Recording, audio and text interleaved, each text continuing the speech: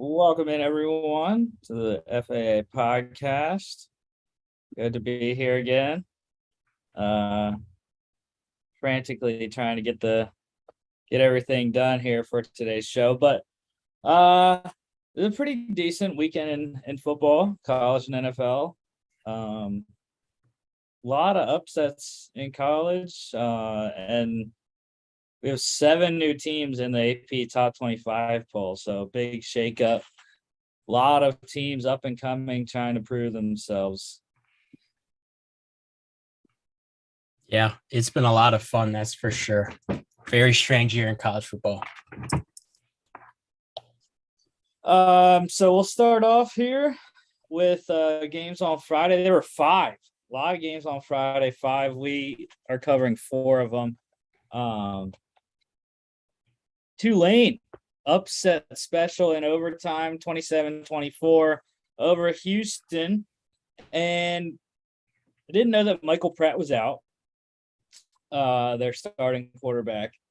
Justin Ibieta came in perfect, 5 of 5, 57 yards, and he gets hurt.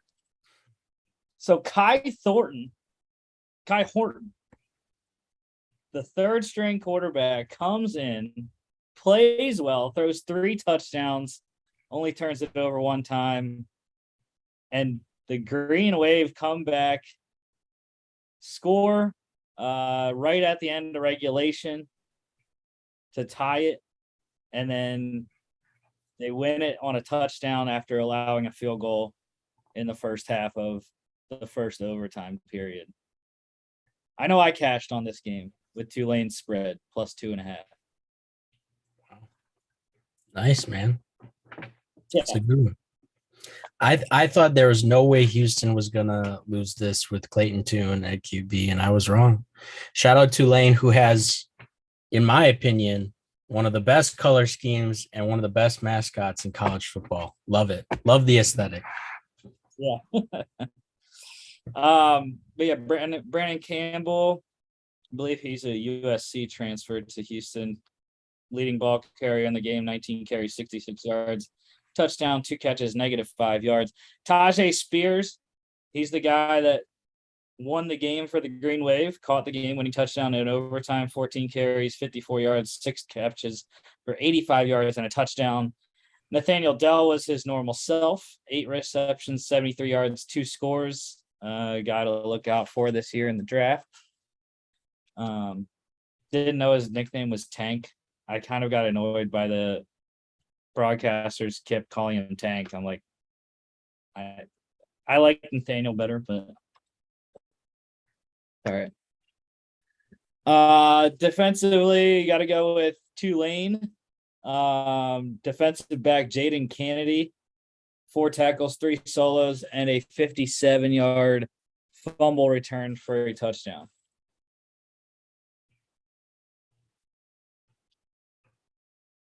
The Green Wave cover plus 5.5 it ended up being, and then under 52 by 1. UTSA 45-30 over Mid Tennessee. Your lone wolf special did not work out, Logan. The Blue Raiders had some issues. They were up, I believe, in this game.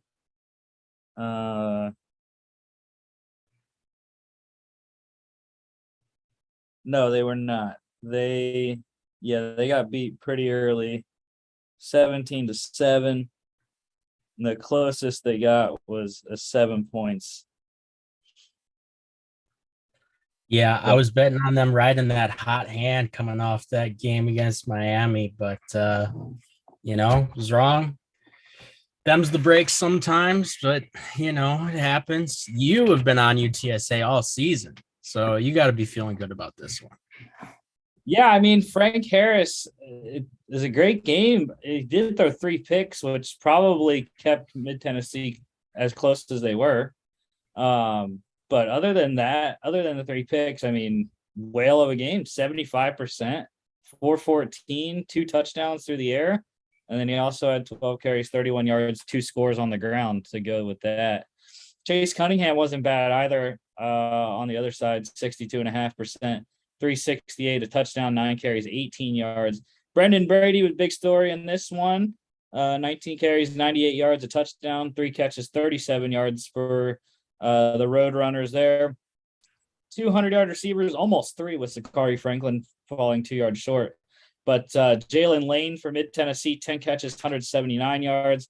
And DeCorian Clark for UTSA, 8 catches, 139 yards. And like I said, Zachary Franklin, 5 catches, 98 yards, and 2 scores as well. He had a heck of a catch in the corner of the end zone that he just went up for and made sure he got 1 foot in. Defensively, I'm going to go with Mid-Tennessee corner DeCorian Patterson. 7 tackles, 4 solos, and 2 picks. UTSA covered -4.5, over 64 easily. This one was a good one. I wish I would have been able to watch the whole game, but I had to get some sleep. But yeah, UCLA upset 40-32 over number 15 Washington at the Rose Bowl. Both quarterbacks putting up a bunch of yards. Penix for Washington, 68.8%, 345, 4 touchdowns, but he did throw 2 picks. And then DTR, Dorian Thompson-Robinson, 72.7%, 315 yards, 3 touchdowns, 10 carries, 53 yards, another score on the ground. DTR was outstanding in this game and had a SportsCenter top 10 moment at the goal line, his rushing touchdown. Yeah, that's honestly one of the most impressive plays generally I've seen, to be honest. I'm not sure I've ever seen anything like that where you juke 2 people so bad that they just collide right into each other. I mean, I'd retire. I'd hang up the cleats. It's just, how do you come back from that? Yeah, and I mean, it feels like now, like this is it. Obviously, this is DTR's last season because he's a senior. Been the starter since he was a freshman. And now it's like, all right, year 4 or whatever, year 5. I don't remember if he's a redshirt senior. I think he's a true senior though. You know, Chip finally has what he wants. He got some good transfers. They added Zach Charbonnet last year from Michigan, and he was great last year. Great again this year, 22 carries, 124 yards, a touchdown, 3 catches for 56 yards in this game. And then a receiver that they got in the transfer portal this year, Jake Bobo. I don't remember where he's from. But 6 catches, 142 yards, 2 touchdowns. He is a monster in the slot. So, yeah, I mean, UCLA is now has to be in contention with USC, and obviously they're going to play that game at some point this year. Yeah, and I've talked a lot about how fun the Big 12 is this year, and the Pac-12 has become that. It's no longer a joke saying Pac-12 after dark, man. We got some teams in here who are really good, and we're going to have some matchups as the season goes on that are going to have big implications, for the college football landscape. Yeah, for sure. Other 100-yard receiver in this game for Washington, Roma Odunze, 8 receptions, 116 yards, 2 touchdowns. And then defensively, probably going to go with Washington defensive lineman Latuli Gasanoa. 3 tackles, all of them solos, and 2 pass deflections for the defensive line. UCLA plus 2.5, over 65.5 easily. UNLV 31-20 in a comeback win over New Mexico. They were down at halftime 17-9. And then it was all UNLV after that. In the second half, they outscored them 14-3 or 24-3. 22-3. Yeah. Having bad math right now. But yeah, it was a tough one for UNLV at Allegiant Stadium to start, but they brought it back. Eventually got the win to get to 4-1. Brumfield, 72.7%, 233 yards, a pick, 8 carries, 19 yards, and a touchdown.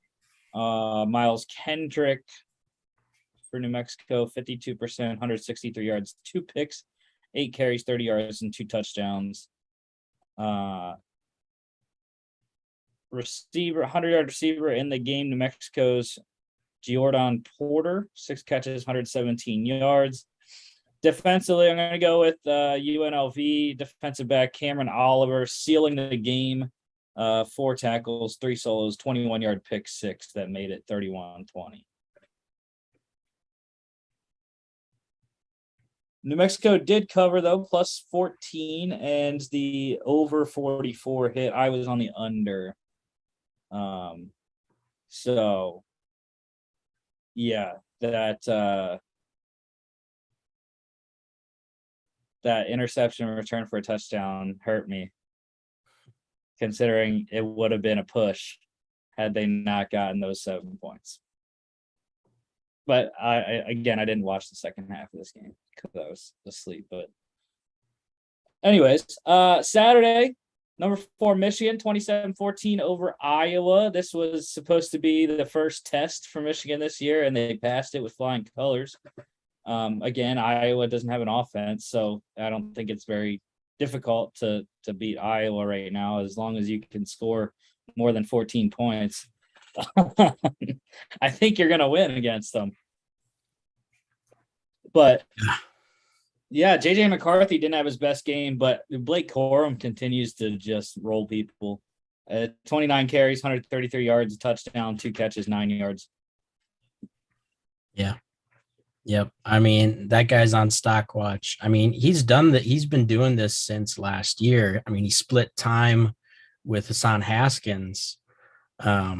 And now he's the lead guy. So his volume is going up. But I mean, this is who he is. So we're seeing these kind of astronomical numbers from him just because he's got more opportunity, not because I think that he's taken this big leap. I think he's just been a good player. And now more people are seeing it, especially with how well Michigan's been playing. Yeah. I was surprised to see, however, that Spencer Petras had a normal game for once. Yeah. He didn't have like under 100 passing yards like he had been doing for like the first 4 games. But Petras, 67.7%, 246 a touchdown, no turnovers for him. And tight ends, leading receivers in the game, Luke Lachey for Iowa, 4 catches, 84 yards, a touchdown. And Donovan Edwards should be up with the running backs. I missed that one, but he did catch a receiving touchdown. And Ronnie Bell did the opposite. He's a receiver, but he ran a touchdown in for Michigan. Defensively, have to go with linebacker Mike Morris for Michigan. 3 tackles, all of them solos, 2 sacks, 2 tackles for loss, and 2 QB hurries. Michigan cover minus 10.5 and under 42 by 1.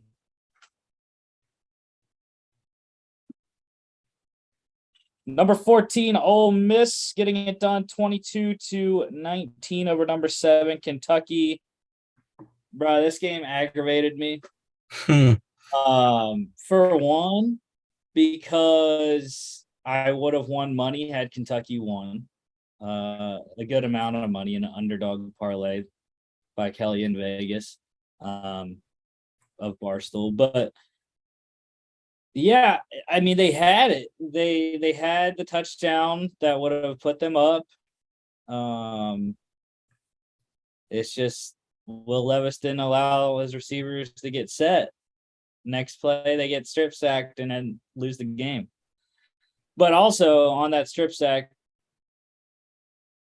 I don't know how he didn't feel it, especially because it was on the front side. It wasn't like a blindside hit. So pocket presence, I guess. check that negative box for Will Levis on that play, anyways. But other than that, he was good.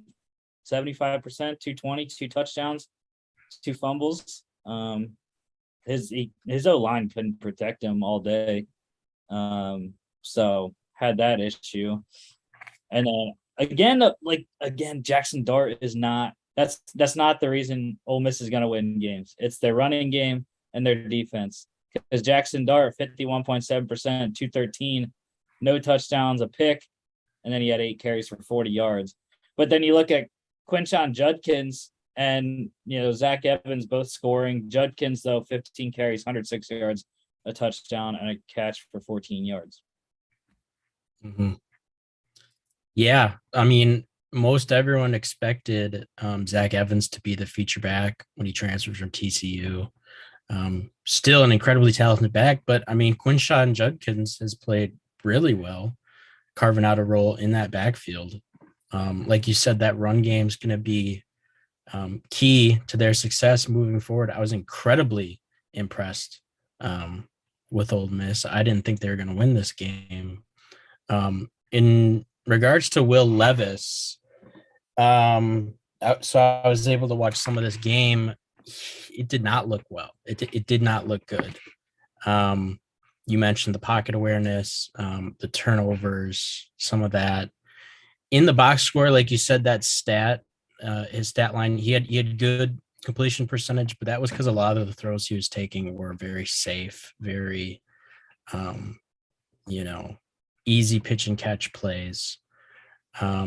On one of them was just a regular screen that his guy took 60 yards. So part of his, numbers are a little inflated based on kind of what everyone was able to do around him. The bottom line is that it did not look like a top 10 quarterback prospect performance, which is unfortunate for him. Ton of season left, but this was really like the big first test for him. I know Todd McShay reported that there were a ton of NFL evaluators at that game today. Not just for Levis, but predominantly for Levis. Yeah. So we'll see. We'll see what he does for the rest of the season. But I think as of right now, I don't think Will Levis is a top 10 player, and I don't think NFL teams will view him as that. Returning in this game, Chris Rodriguez Jr., his first game of the season. I thought he was injured, but then they said suspension during the game. So apparently suspended for the first 4 games. 19 carries, 72 yards, a touchdown, 3 catches for 40 yards. I think he'll help the offense as they go. I love Chris Rodriguez. Great ball. Malik Heath, 100 yards in this game for Ole Miss, 6 catches, 100 yards even. And defensively, I'm going to go with Kentucky, actually. Linebacker Jordan Wright, 8 tackles, 5 of them solos. Tackle for loss, pass deflection, 2 QB hurries. Continues every time we have a Kentucky game. I think Jordan Wright's been on our board. So, Kentucky cover plus 6.5 and under 54. TCU, the Horned Frogs, walloping number 18 Oklahoma 55-24. Now, would this game have been different had Dylan Gabriel not gotten injured? That's what I want to know. I didn't watch it, but yeah, I didn't think so either. What I would say is that Dylan Gabriel's good enough to maybe like account for like 10 more points scored for Oklahoma. That still would have them losing in a blowout. You know what I mean? Yeah. So it probably would look a little different, not different enough to not make it an embarrassing performance. Yeah, because I don't remember when he went out. I mean, but they were down 27-10 after the first quarter. Yeah. So and 41-17 at halftime. Yeah, this is the definition of boat raced, and it's really tough. I saw the tweet. I had no idea this is true. Lincoln Riley's brother the OC for TCU. So you're a boomer sooner, man. That's just tough to swallow. Yeah, but Max Duggan, though, fantastic. 69.7%, 302 yards, 3 touchdowns, 5 carries, 116 yards, and 2 touchdowns. It's crazy. He wasn't even the starter at the beginning of the year for TCU. Chandler Morris was, and Max Duggan was kind of like the third guy, because I remember when they played. Who do they play? I don't remember. They played. Oh, was it? I don't know. They played someone though, and they were saying, like maybe we'll see this other kid that they have as a freshman, and then Chandler Morris, and then maybe we'll see Max Duggan, but I don't know. He has supplanted himself. He's like a friggin' 7th-year senior or something. Whatever. He's been there a million years. Oh, it was the Colorado game, I believe, where they predicted like 5 or 6 quarterbacks to play in that game. But only one each side, I believe, played. Kendre Miller, nice game for him. 13 carries, 136 yards, 2 touchdowns, and a 3-yard catch for the Horned Frog running back. OU, also a guy I haven't heard of this season for them, running back Javante Barnes, 18 carries, 100 yards, 2 touchdowns, 2 catches for 14 yards. And then 100-yard receiver for this game, TCU's wide receiver Tay Barber, 3 catches, 107 yards, and a touchdown. You had Gunnar Henderson scoring a 62 yards touchdown for the Frogs. And defensively, I'm going to go with linebacker D. Winters for TCU. 8 tackles, 3 of them solos, 2 sacks, 2 tackles for loss, and a QB hurry. Oklahoma's now in last place in the Big 12. 0-2 in conference play. Just like we all predicted, right? In Kansas, number 1. Everyone had that, right? Yeah. The TCU +5 and over 69.5 hit. Yeah. The bad call on my part. I said under, because that's just a lot of points, but TCU said hold my cards. Yeah. Purdue upset 20-10 over number 21 Minnesota. It's okay. I'm still sticking to my Minnesota wins the West prediction. It's one game. Apparently, they didn't have a lot of people, which I didn't know. I guess Mo Ibrahim, I don't know. Is he like hurt or sick, or I don't know what happened to him. He didn't play in this game. But Tanner Morgan, 3 picks, 54.5%, 257, and those 3 picks. Aiden O'Connell also threw a couple interceptions, 67.5%, 199, 2 picks, 4 carries, 10 yards.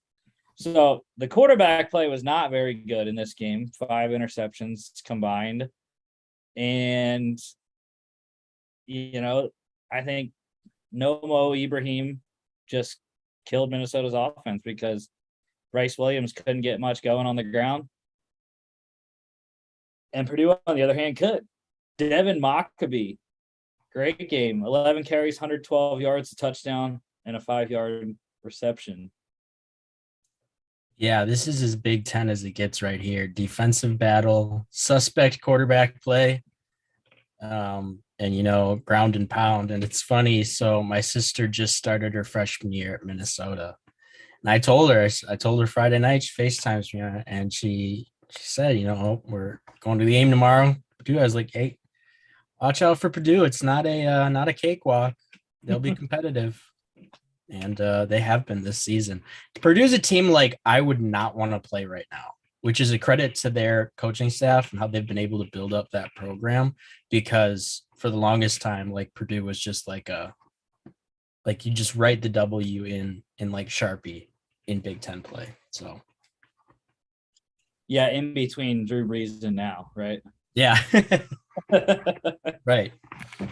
100-yard receiver in the game, wide receiver Daniel Jackson from Minnesota, 6 catches, 110 yards. And defensively, I'm going to go with Purdue defensive end Kydron Jenkins, 3 tackles, 2 of them solos, 1.5 sacks, 1.5 tackles for loss. Purdue +9 and under 53 easily. Kansas State, number 25, Kansas State, 37-28 over Texas Tech. And they are second in the Big 12. The Big 12 is now run by Kansas, the state of Kansas. Kansas State up top. So all saw that one coming. But Donovan Smith for the Red Raiders, 70.8%, 359, 2 touchdowns, 2 picks, 18 carries, 20 yards, a touchdown, and a fumble. Adrian Martinez continues to run over everyone. His passing numbers aren't great, 63.2%, 116 yards, a touchdown. But he ran 12 times for 171 yards and 3 more touchdowns. He's accounted for, I think it's 9 touchdowns over the last 2 games combined, and over 700 something yards or 800 something yards. Yeah. Here's the thing about college football too, like apart from you need a good ground game to win anywhere, but the thing about college football is that if you're creative enough, you can win like basically like 90% on the ground based on how you call plays and your personnel.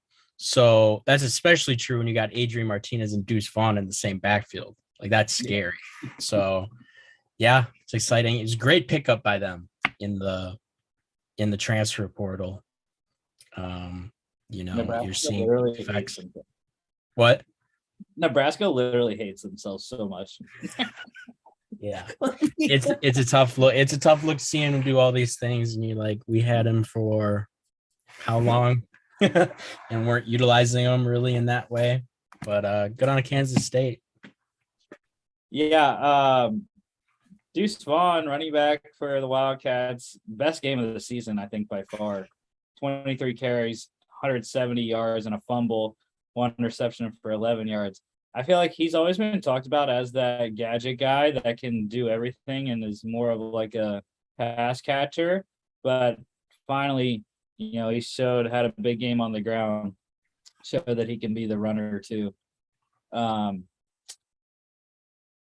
Wide receiver Xavier White for Texas Tech, 9 catches, 120 yards, a touchdown. Wide receiver Trey Cleveland, also for Tech, 3 catches, 98 yards, too short of 100 there. And then a couple defensive guys I want to point out for Kansas State. Monster days for linebacker Khalid Duke and defensive end Felix Anudike Uzama. 8 tackles, 5 solos for Khalid Duke, 6 tackles, 5 solos for Anudike Uzama, both having 3 sacks each and 3 tackles for loss each. Yeah, that's absurd. And Anudike is a favorite right now amongst the draft community and NFL circles. They very much like him as an edge prospect, and you see why right there. Kansas State covered -7.5. Over 56 hit. JMU. Yes, sir. They are still undefeated, 4-0. Again, first season in FBS, y'all. They are undefeated still through 4 games. 40-13 rout of Texas State. Todd Centeio continues to be good. Not as good in this game, but still decent. 60%, 257, a pick. Great on the ground, 9 carries, 52 yards, a touchdown. Lane Hatcher struggled for the Bobcats, 48.1%, 140 yards, touchdown, 2 picks. But Latrell Palmer, that's the game right there for the Dukes. 27 carries, 106 yards, 3 touchdowns, a fumble, 2 catches for 24 yards. Yeah. man, good on James Madison, man. I love this. Okay. Not losing any steam, making the jump from the FCS is incredibly impressive. I feel like when you make that decision as like an athletic department or as a program or whatever, like you're like, okay, we're gonna like have some growing pains. That hasn't been the case yet so far for them, which is incredibly impressive. And I hope it entices a few other FCS teams to kind of make that jump because I'd really like to see some of those programs keep working their way up the ladder. And really, when you look at the rest of their schedule, there's not too hard of games. I mean, there could be some sneaky ones like on the road at Georgia Southern in a couple weeks. And then, they have to host Marshall. But I think any game they get in Harrisonburg, they have a really good chance to win. Yeah. Because that is a crazy environment. Yeah. I used to pass by there. I used to go through Harrisonburg every time I went back and forth from Athens to Pennsylvania, right on 80. So, yeah, it's a good time in Harrisonburg. I've never actually been there, but their stadium is beautiful. And the other one, 2 road tests in early November that I think could possibly get them a loss is they got to go at Louisville. It's a tough test. And then at Old Dominion, I think would be sneaky. That's in-state rivalry. So head to Norfolk there. And then obviously I think we could see, for the division, for the Eastern Division of the Sun Belt, I think we could see Eastern Division championship game kind of thing the last week of the season when they host Coastal. So that game is going to be absolutely crazy depending on how they go for the first 11 weeks. Yeah. And I mean, if JMU gets through Louisville, I think they're going to get into that game 11-0. Possible. I mean, yeah, it would be absolutely mind-boggling for James Madison to go 12-0, 13-0 if they win. I think whoever wins the East is going to win the Sun Belt. I don't think the West offers much. I mean, if JMU goes 13-0 in their first year in the Sun Belt in the FBS, that'd be just crazy. Let them be the national champions like 2017 UCF, the co-national champions. If they beat Louisville with Malik Cunningham, who's as dynamic of a college quarterback as you can get, who's as hard to defend as you can have. I mean, forget it, man. But this thing, Louisville's only 2-3 right now. Mm-hmm. They're not. Yeah. So, yeah, I'm hyped. I've been talking about JMU for a couple years now, ever since we started covering FCS, and I'm ready. And this is why you cover FCS, because these teams are becoming more relevant, and you're seeing a lot more NFL talent from the FCS ranks too than you have in past years. So, yeah. JMU wide receiver Chris Thornton, leading receiver in the game, 4 catches, 97 yards, and defensively have to go with Jalen Walker, linebacker for the Dukes, 4 tackles, all of them solos, a pass deflection, and a 22-yard pick six. JMU covered -22 and over 50.5, thanks to the latest Texas State field goal. I should start like hammering JMU spread every week. I believe they've covered every single week so far. Number 12, Utah, 42-16 blowout over Oregon State. Yeah, I picked the Beavers. I know. Didn't turn out well. I didn't get a lot of help from Chance Nolan, who got benched eventually. He threw picks on the first 2 drives. The second drive, I believe, was, or no, not the first 2 drives. He threw 2 out of their first 3 drives, though, he threw picks. Threw one on the second play from scrimmage, he threw a pick. And then the third drive, on the second play of that drive, he threw a pick 6. So, but they were in it. I mean, they got picked off. Utah went and scored, and then Oregon State came back. They tied it. And then they forced a punt. So, they were there. They were in at 7-7 early on. And then, the pick 6. But again, I think they were holding, and at halftime, they were still in it. They had got the holds that they needed on defense, and it was 21-13 at half.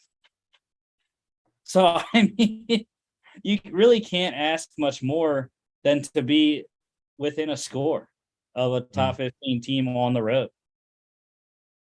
And then, they got a field goal. They got a hold and a field goal their first drive to make it a 5-point game. And it just went downhill from there. Utah scored touchdowns on their next 3 drives. And Oregon State had a pick, turnover on downs, and a pick on their last 3 drives of the second half. Yeah, this is just an incredibly impressive win by Utah. And it feels like they've kind of been like the forgotten man in the Pac-12. They lost to Florida in a game that they were supposed to win. But I just feel like any week 1 road loss in the swamp, especially when it was that close of a game and that they almost pulled it out, I don't think that anybody should hold that against them. They're still an incredibly good football team. They're still, I think, the favorite in the Pac-12, even though USC has been on a tear. So yeah, good on them, because we've talked all season. Oregon State's a good football team. Obviously, the quarterback play isn't doing them any favors, but they're good. They're competitive. For them, for Utah to come out like this, even though it's at home, it's still a statement win, in my opinion. Yeah, Cam Rising, 76%, 199 yards, 3 touchdowns, 7 carries, 73 yards to score. Ben Gulbranson, who came in for Chance Nolan, 57.1%, 177, 2 picks. That's the thing. Okay, Chance threw 2 picks, and the backup throws 2 picks too. I mean, it's you're damned if you do, you're damned if you don't. So, I still think Chance Nolan gives them the best chance to win, pun intended. 207, 28.6%, 26 yards, 2 picks, 3 carries, 23 yards. One thing, Utah could not run the ball at all, other than Cam Rising, because Micah Bernard was their leading ball carrier.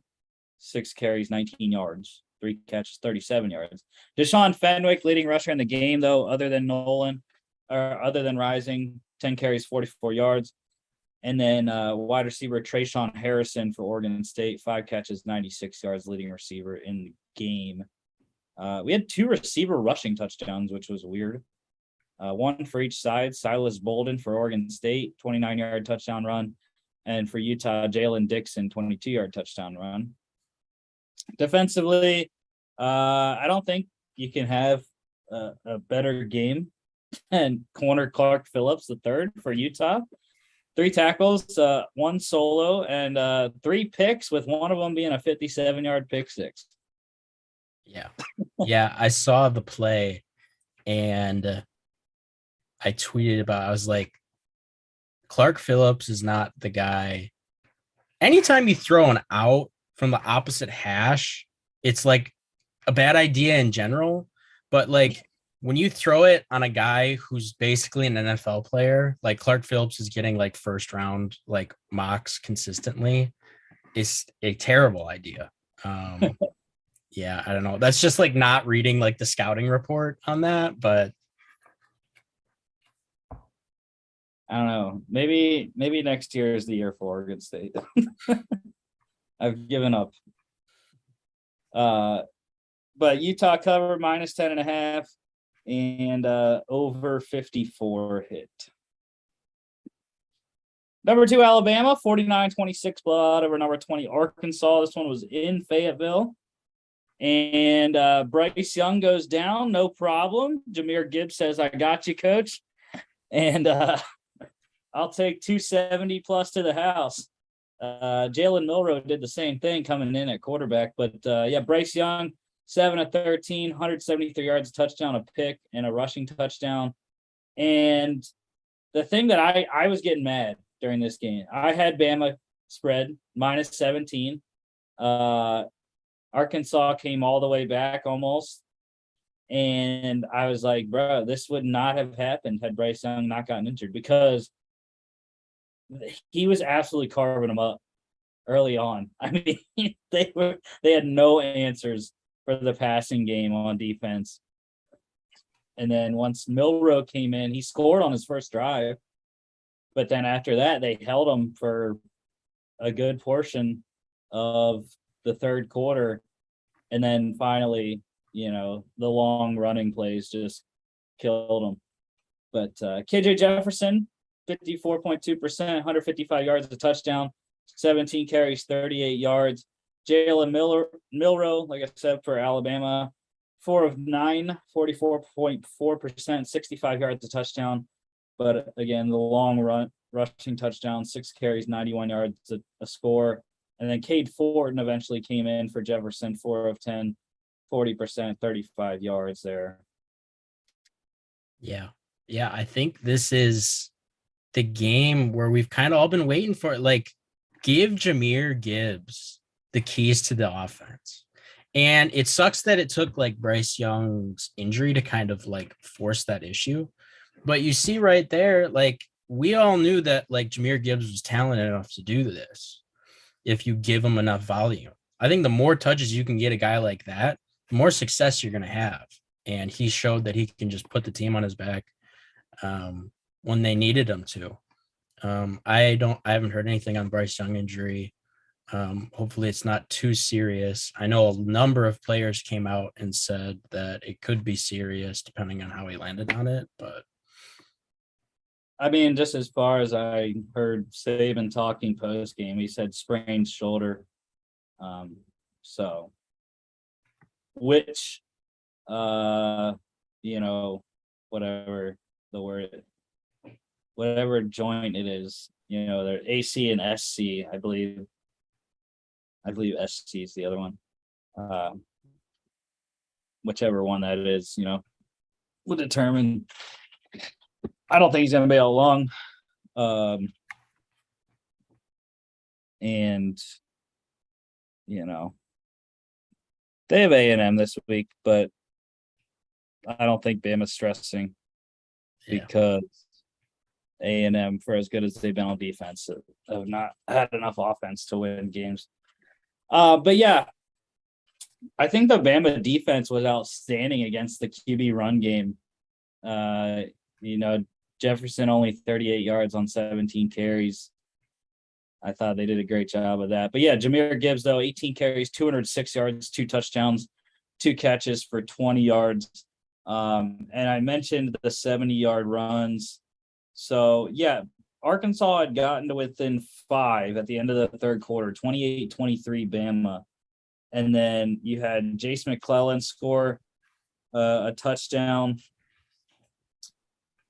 early in the fourth, and then Jahmyr Gibbs 72-yarder, 76-yarder with the other 2 scores in the fourth for Bama.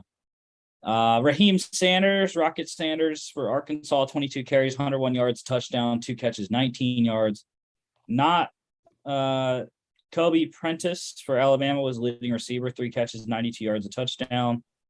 And then defensively, there wasn't much, but I think I'm going to go with just the top guy, linebacker, Drew Sanders for Arkansas, 12 tackles, 6 solos, a sack, tackle for loss, QB hurry. There's a lot of great linebackers in this game. Sanders, bumper pull. You see 2020 on there. Dallas Turner, obviously Will Anderson Jr. as well. Bama cover minus 17 and over 61. Number 3, Ohio State routing Rutgers 49-10 at the shoe. Knew this was coming as much as I like Rutgers. I was really hoping for the Ryan Day versus Greg Schiano boxing match that it looked like they were going to get into. Yeah. Saw that video. Yeah. I didn't get a chance to see this game or watch the highlights. Did that happen because of the fake kick, or were they getting into it before that? I don't remember what kind of precipitated that. So there was a late hit, I think on the Ohio State sideline, because at that point Rutgers was already getting beat pretty badly. I think it was in the third quarter. Yes. When they were 35-10 or 42-10 on the fake punt, right? I don't know. I guess so. I didn't know what actual play it was. I just saw the guy was running and the Rutgers guy hit him late. And it was a fake punt, which is likely why he got hit late, because they were already down huge and Ryan Day called a fake punt. So yeah. And then it's kind of crazy though that Schiano walked the whole way across the field to yell at Day. And then there's all kinds of flags being thrown. But I think Schiano would win that. He's bigger than Day is. Needs to be an off-season boxing match for charity. Yeah. But CJ Stroud really did not do much in this game. 59.1%, 154 yards, 2 touchdowns. Did throw a pick. So in that regard, Rutgers won the game. They held Stroud down. But and it's not like, he didn't have many opportunities. He did throw 22 times. So but Evan Simon for Rutgers, 52.6%, 74 yards, touchdown, pick, and a fumble. But the biggest thing for Ohio State was Neon Williams, 21 carries, 189 yards, and he had a Blake Corum game with 5 scores and a 3-yard reception. It's always a good time when you can score five times by yourself. Yeah, that's absurd. Those are the numbers I put up with my Road to Glory player. Wide receiver Emeka Egbuka, leading receiver in the game, 4 catches, 70 yards, and a fumble. Fleming scored. Harrison scored. And then defensively, going to go with Ohio State linebacker Steele Chambers, 11 tackles, 8 of them solos, 2 tackles for loss, a QB hurry, and a pick. Ohio State pushed the spread -39 and over 58 by 1. Number 9, Oklahoma State. This was an upset, I believe. Yeah. According to the books, this was an upset. 36-25 over number 16, Baylor in Waco. And Spencer Sanders did a decent job. They got some help from Dom Richardson. And then, the defense for Oklahoma State was great all day. I think that was big key in this one because Blake Shapen, 70%, 345, 2 touchdowns, but he threw 2 picks. And Gundy stays undefeated. Yeah. Yeah, I'm surprised that it was an upset, I guess. I think Oklahoma State, maybe the bettors thought was kind of fraudulent, maybe. I believe this kind of was really their first test of the season, so they passed it with flying colors. If you told me Baylor lost, I probably would have said it was because of Shapen, but he had a pretty good game, it looks like, apart from the 2 interceptions. So, yeah, just a good win against a really well coached Baylor team. Yeah, I think Baylor is kind of fraudulent because they've been pretty up and down, losing to BYU and now Oklahoma State. Their two losses, which are good losses, but I don't believe in them. And I also said Oklahoma State, why couldn't you have done this in the Big 12 championship game when I had money on you? You know, like you fell 1 inch short, man. I mean, but Spencer Sanders did not throw 4 interceptions like he did in that game. He only threw 1 in this game, 69%, 181 yards, a touchdown, a pick, 14 carries, 75 yards, a score. Richard Reese continues to be a driving force for the Baylor Bears on the ground. 17 carries, 85 yards, a touchdown, 4 catches for 21 yards. Like I said, Dominic Richardson for Oklahoma State, 24 carries, 73 yards, a touchdown, 4 catches, 18 yards. Monterey Baldwin, crazy good game for him. Baylor wide receiver, 7 catches, 174 yards, 2 touchdowns there. Brennan Presley, his normal self, 8 for 86. And then defensively, I'm going to go with Oklahoma State safety Thomas Harper, 4 tackles, 1 solo, 1.5 tackles for loss, and a pick.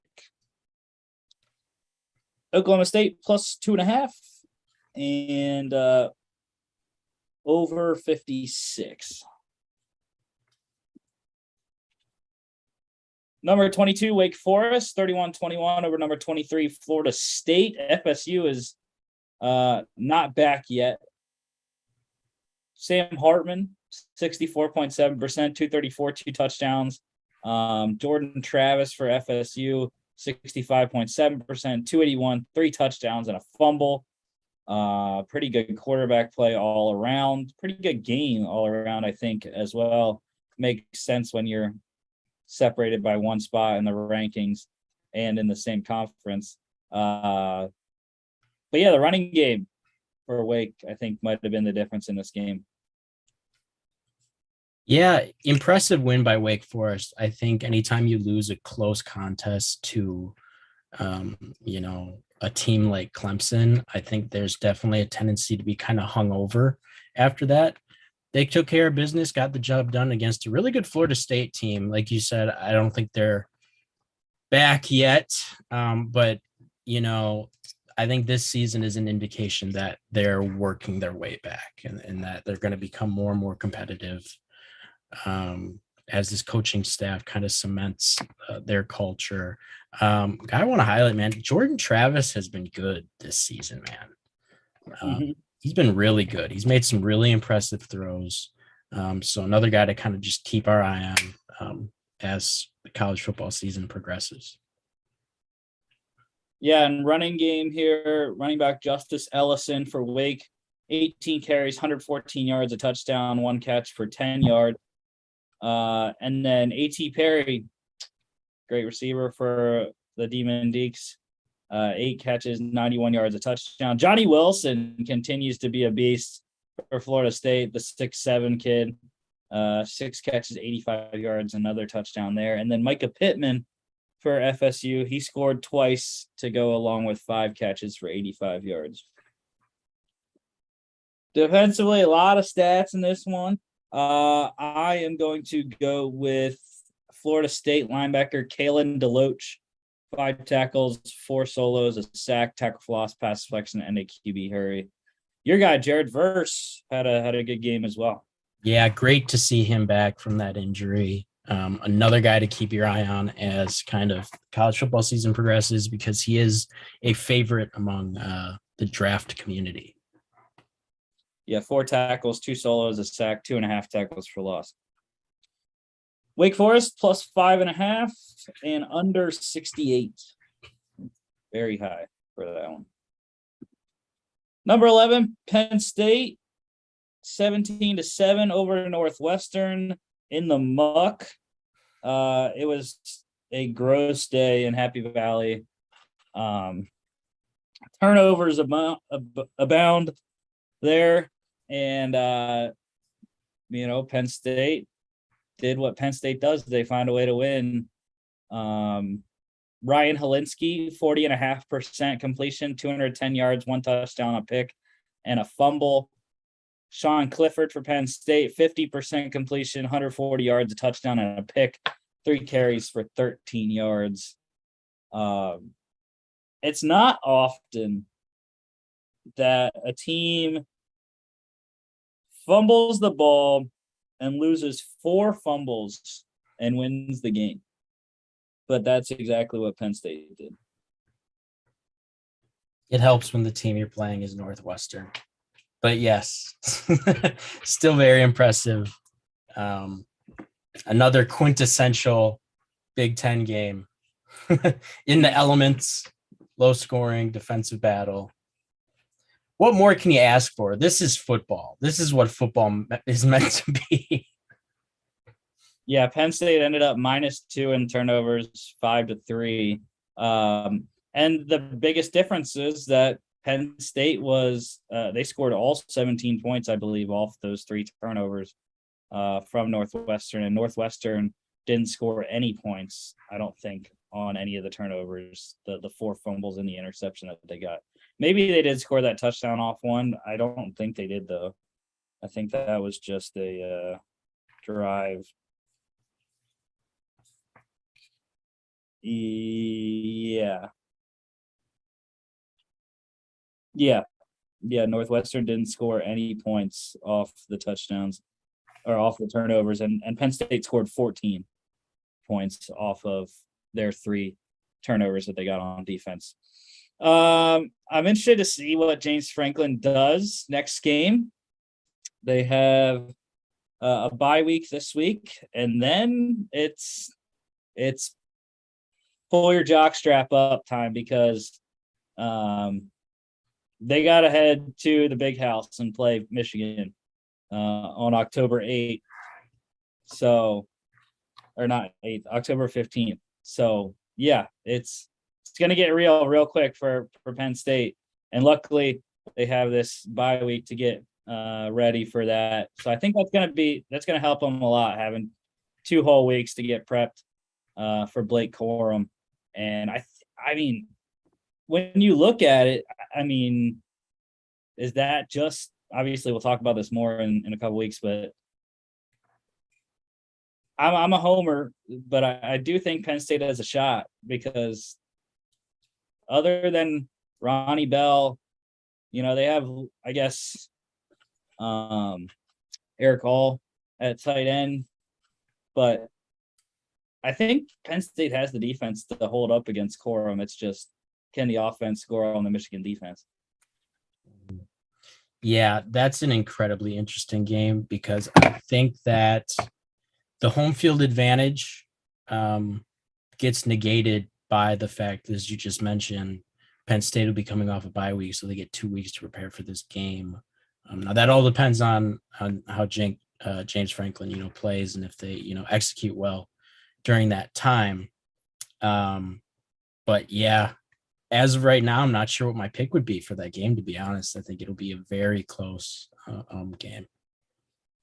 Yeah, I'm just interested to see what he does at running back position. All 3 running backs fumbled in this game. Katron Allen, Kevon Lee, and Nicholas Singleton put it on the ground twice. Other than that, though, he did have a nice game. 21 carries, 87 yards, a touchdown, 2 fumbles, like I said, an 11-yard catch. Evan Hall was not involved as much as I thought, or as much as Northwestern should have gotten him involved. In order to win the game, he has to touch the ball like 30 times. That's really their only weapon on offense. So, yeah, he only touched it 14 times, 11 carries, 45 yards, 3 catches for 32. Parker Washington, your leading receiver in this one for Penn State, 4 catches, 73 yards. And then Brenton Strange, I told you, dude, my guy continues to produce. He didn't get a lot of catches because Clifford only completed 10 balls, but his 1 reception was a 20-yard touchdown. And then defensively, I'm going to go with Northwestern defensive back Cameron Mitchell, 11 tackles, 9 solos, tackle for loss, QB hurry. My guy Jair Brown also had a great game.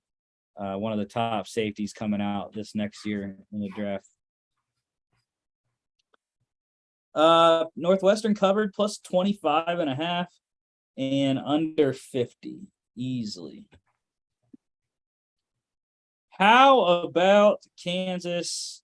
I think Dorothy is in Kansas. I think she's back in Kansas because the Jayhawks are having some magic this year, getting a close one, 14-11 over Iowa State.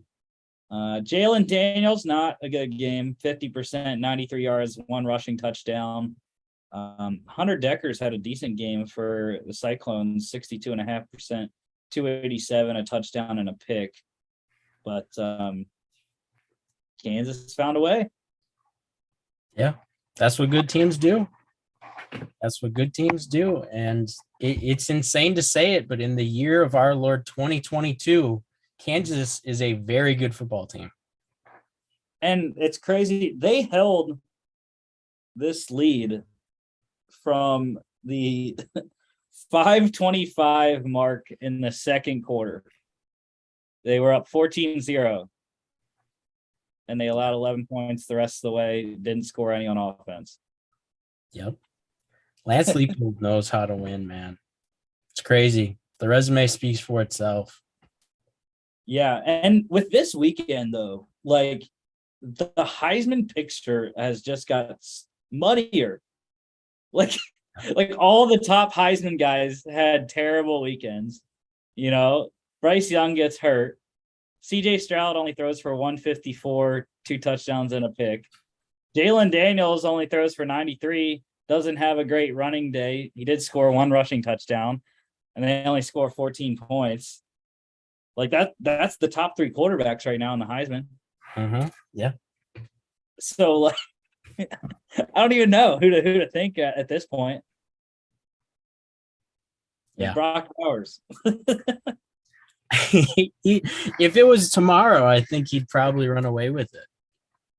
But yeah, it's going to be interesting to see what all these guys do as a bounce back coming up this weekend. But Devin Neal for Kansas, running back, leading ball carrier in the game, 12 carries, 75 yards. And then Xavier Hutchinson. I mean, that man continues to produce.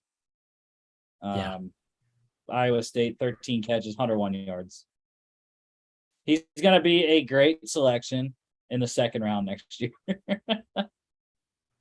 The second round wide receiver pipeline runs through Xavier Hutchinson. Mm-hmm. And then defensively, I'm going to go with Kansas defensive lineman Sam Burt. 2 tackles, a solo, 1.5 sacks, 1.5 tackles for loss, and a QB hurry. Kansas, this was actually an upset, if you didn't know. Kansas plus 3.5 and way under 59. That I was shocked when they were underdogs at home. I was like, bro, are you kidding me? What has Iowa State done to other than beat Iowa? Okay. Yeah. Iowa's very beatable. Well, Kansas is just now getting their respect, like in terms of the polls. So yeah. Mississippi State upset over number 17 Texas A&M, an upset rout, 42-24.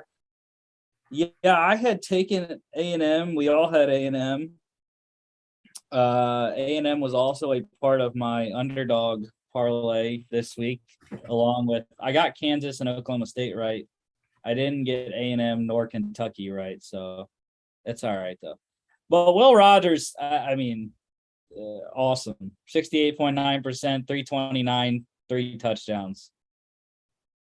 Yeah, I was shocked by this game when I saw the final score. I thought for sure Texas A&M was going to win, honestly. But yeah, I mean, I had them in the CFP in our preseason shows. I'm not betting on Texas A&M ever again for anything. It completely soured on them. But yeah, good on Mike Leach, man. His Yeah. system worked despite playing a very good Texas A&M defense. Yeah, A&M unranked now. They were down 21-10 at halftime. And again, it's the quarterback. Like Jimbo has not been able to find a quarterback during time at A&M so far. Mm-hmm. And it's weird because I mean they've recruited well, right? Like they have a couple 4-star, 5-star guys on the roster. He just hasn't developed them well. Mm-hmm. Yeah, Max Johnson, 73.1%, 203 yards, a touchdown, and a fumble. Haynes King came in for him, 46.2%, 49 yards, and he was a disaster. 2 picks, 2 carries, 14 yards, and a touchdown.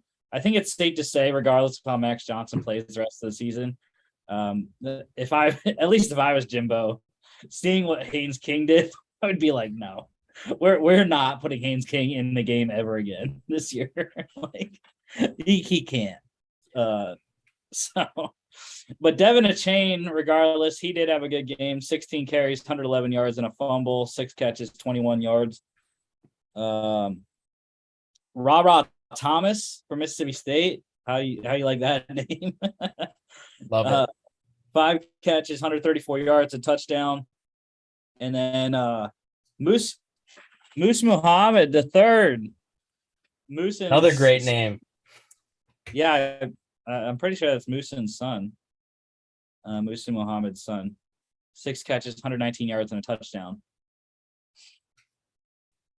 And defensively, a lot of good performances, but Mississippi State corner Emmanuel Forbes, 1 tackle. It was a solo, pass selection, 2 picks, one of them being a 33-yard pick 6.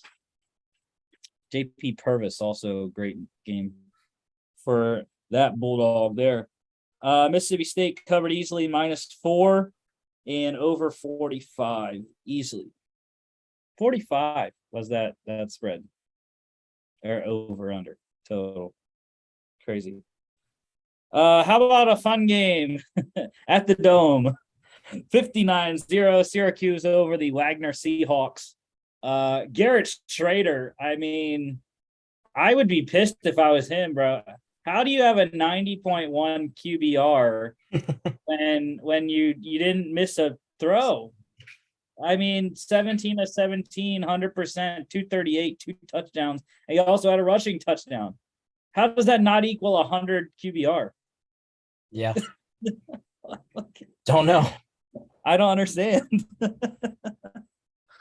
But yeah, I mean, Wagner's a pretty bad FCS team. This was a nice win for Syracuse to get them ramped up for NC State coming into the Dome. NC State is in 2 weeks, so Syracuse got a bye.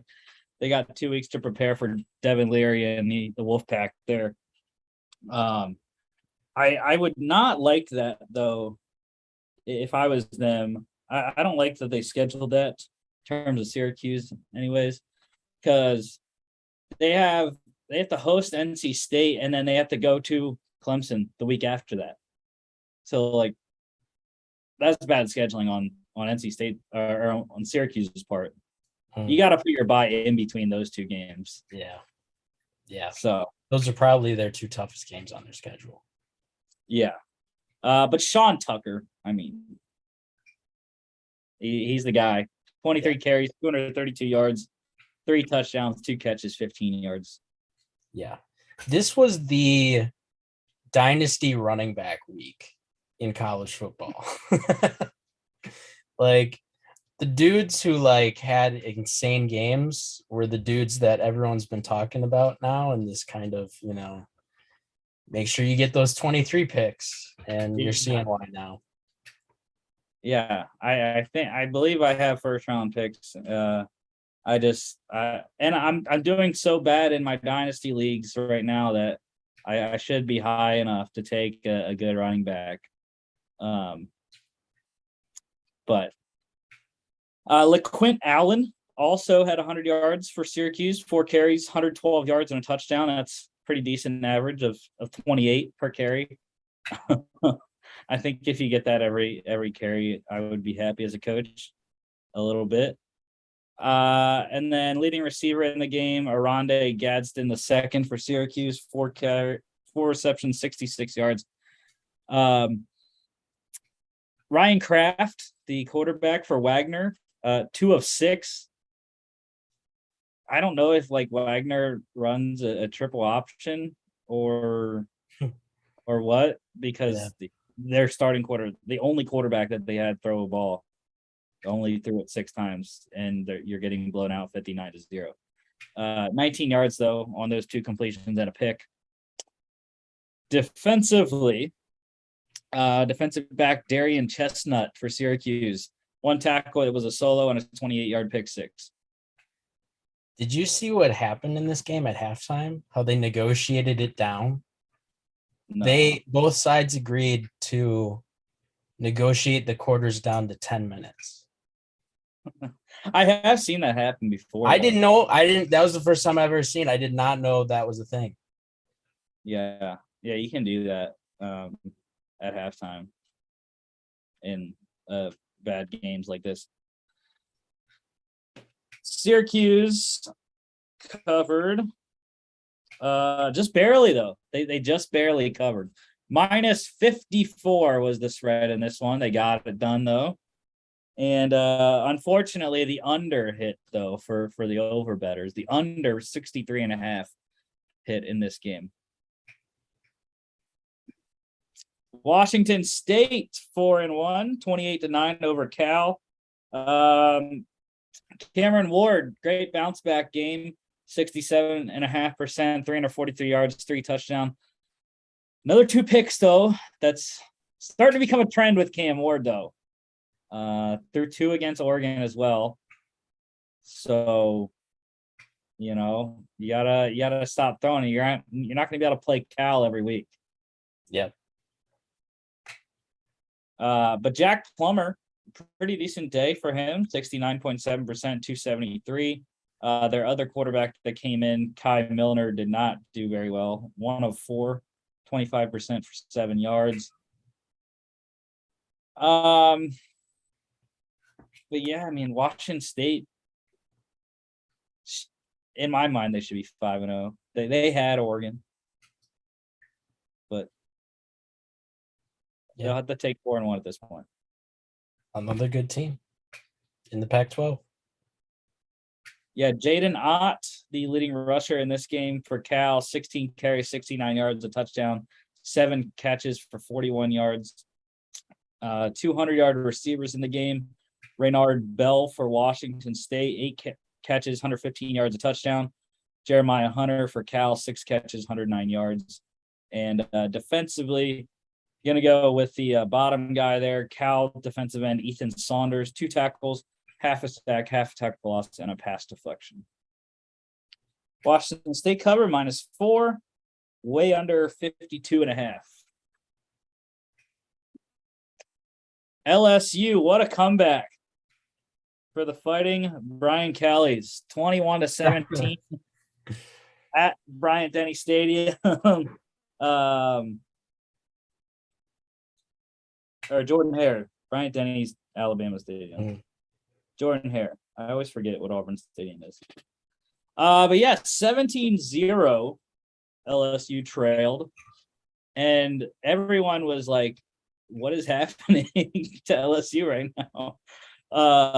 They are now winners of 4 straight, though, after losing to FSU week 1.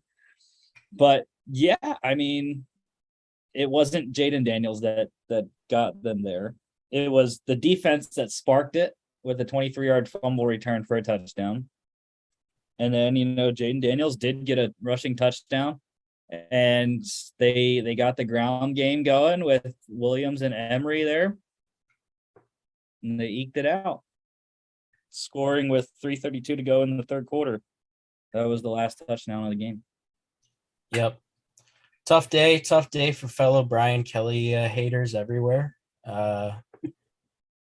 I just want to know where Keyshawn Booty is, man.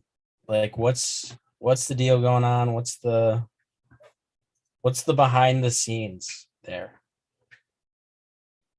He had one catch for 4 yards. What more do you want?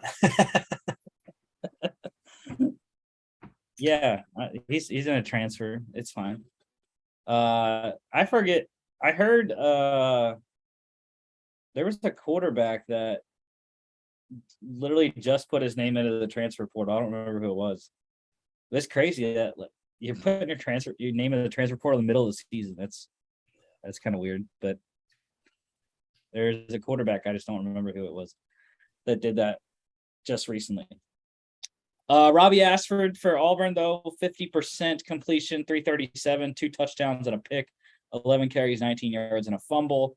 Jaden Daniels, 40% completion, 80 yards, 16 carries, 59 yards and a touchdown. Garrett Nussmeier also came in for a little bit for LSU, 33.3% completion, 2 for 6, 5 yards there. Josh Williams, leading rusher in the game for LSU, 17 carries, 68 yards, 2 catches, 0 yards there. Bigsby did not have a great game for Auburn. Leading receiver in the game, Javarius Johnson for Auburn, 3 catches, 74 yards and a score. Coy Moore, wide receiver for Auburn, 4 catches, 55 yards, and he threw a pick on a trick play. And then defensively, a lot of good performances. I'm going to go with the guy, like I said, that sparked the scoring for LSU. Say 5 tackles, 4 solos, pass deflection, and a 23-yard fumble return for a touchdown. Auburn covered +8 and under 44.5.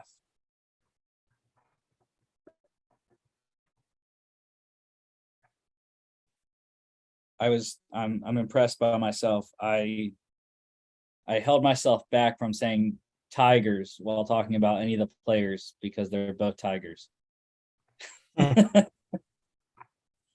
Coastal 5-0, Chanticleers 34-30 over Georgia Southern in a comeback win, scoring with 38 seconds to go.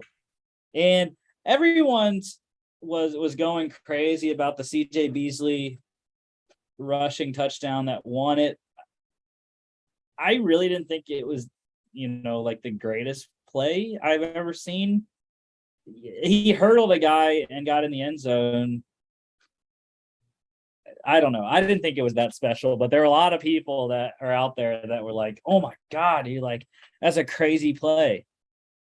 Like, okay, if he gets tackled, they're still going to be at like the 2 or 3 yard line, with 34 seconds or whatever by the time they snap it.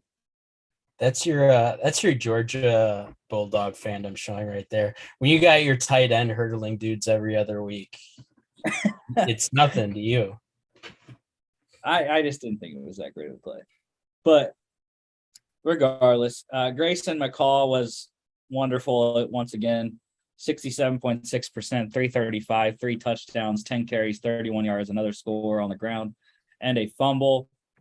Kyle Van Treese was decent for the Eagles, 60.5%, 284, 2 touchdowns and a pick.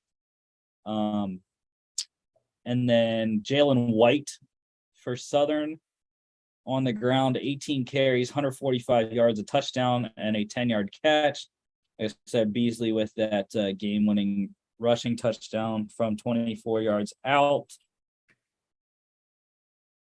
And then wide receiver Jared Brown for Coastal, 5 catches, 139 yards, and a touchdown, leading receiver in the game. Again, I think, we could have this Coastal versus JMU for the Sun Belt East. Yeah, it's interesting, man. Like last year, so only a year ago, Coastal was like everyone's favorite like Cinderella story. And they're 5-0, and I haven't heard anything about them. I honestly didn't know they were undefeated still. So it's time to get back on the hype train. Well, it's because they haven't played anyone of note yet. They did beat Army, but Army's down this year. Army's 1-4 3.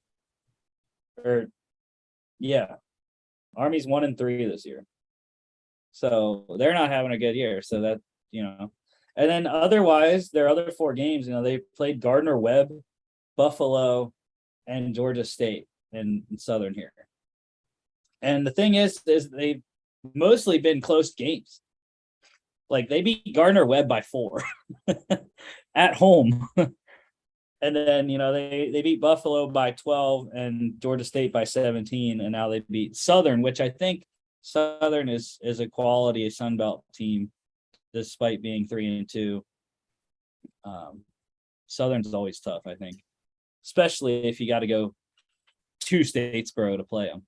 But yeah, it's interesting because Coastal, they have many of the same opponents that JMU does left, but they have to play App State still in division. That is a national game. That App State game is. It's in Myrtle Beach. Coastal's got them on the green turf, and it'll be Thursday, November 3rd at 7:30. That's on ESPN. So, but yeah, they got that one. I think if they can get over App State, I think, like I've been saying, that Coastal JMU game week 12 or whatever, week 13, is going to be for the East Division. Defensively here, I'm going to go with Coastal linebacker JT Killen. 9 tackles, 4 solos, a sack, tackle for loss, 2 pass deflections. Georgia Southern cover +10 and under 70 hit. Yeah, that was crazy. 70 in this one was the total. Number 1, Georgia, go Dogs. Still undefeated, 26-22 over Mizzou. Yeah, they're number 2 now, but it's okay. We're gonna get it fixed and be back. It was a scare, a little bit, but like you said, what do great teams do? They find a way. And I knew, despite the previous games, we had beaten Missouri like 16 in a row or whatever by an average of like 33.9 points. And I had a feeling like it's a night game in Columbia and it wasn't going to be easy. I had a feeling that it wasn't. Did lose out on my live bet. I went in on Georgia -7.5 live. Was hoping that Dejon Edwards was going to break that last run he had for a first down, and he got down to the 20 and then got tackled. But anyways, yeah, Stetson Bennett 55.8%, 312 and a fumble. Brady Cook 62.5%, 192 and a touchdown. Stetson just has looked off the last 2. I don't really know why, but he's a little bit behind on some of his throws. He was high a lot in this game. That was due to good defensive line play for Missouri. They got a lot of hands up. I mean, Stetson's only 5'11", so it's tough. Yeah, I was getting into it on Twitter with some people who somehow everyone's forgotten what Georgia did to the state of Oregon week 1 on national television. Like, you can't have it both ways. Either Oregon's a good team and they're ranked top 15, or it wasn't a quality win and Oregon's fraudulent. Like, I didn't think Georgia should have gotten knocked to 2 for this game, to be honest, because all of the top teams have had ugly wins. Like, Alabama had an ugly win against Texas.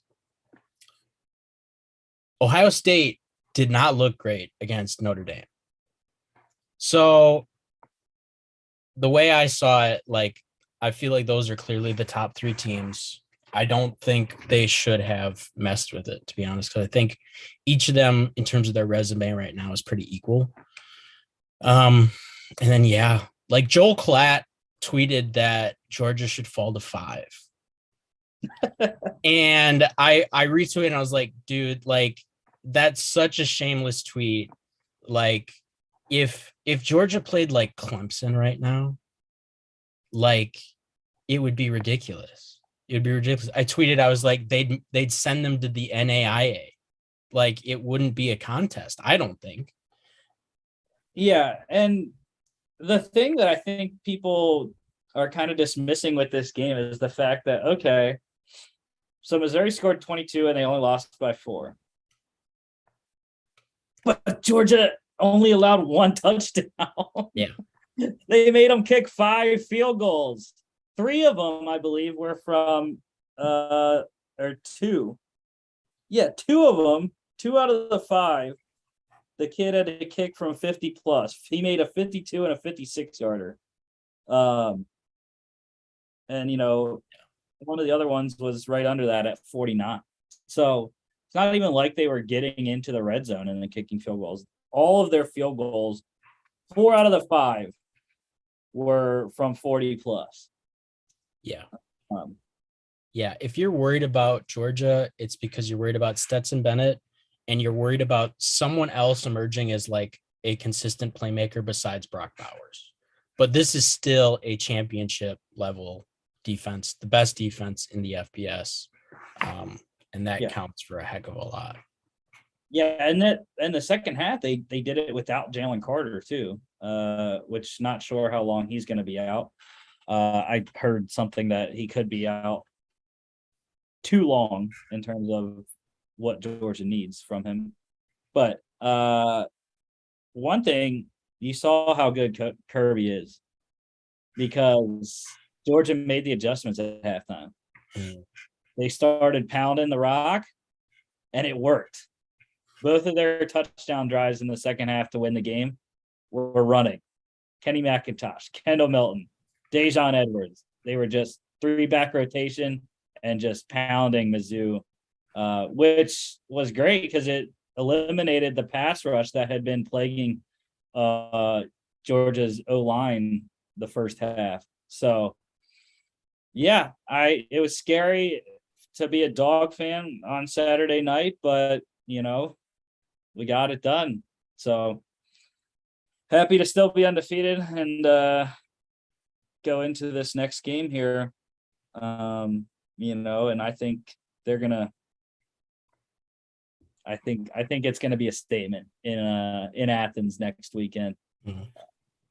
Having Auburn come to town, good old fashioned hate. Yeah, it's not going to be pretty for Robbie Ashford, and TJ Finley might even have to play because, it's not going to be fun for the Tigers coming into town.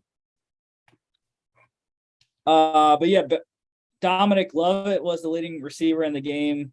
Mizzou 6 catches, 84 yards, and defensively, you're going to go with Mizzou defensive back Martez Manuel, 6 tackles. All of them solos, a tackle for loss, 2 pass deflections, and a QB hurry. You know what? I've been surprised. Jamon Dumas Johnson has been all over the field for UGA this season. The guy I really didn't know much about coming into the season. Mizzou covered easily, obviously, plus 31, and the under 54 hit. Number 5, Clemson, 30-20 over number 10, NC State. And maybe DJ is actually turning a corner, possibly. Again, he's playing ACC defenses, like you said.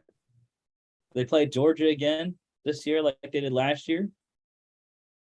Would probably not be pretty. Yeah.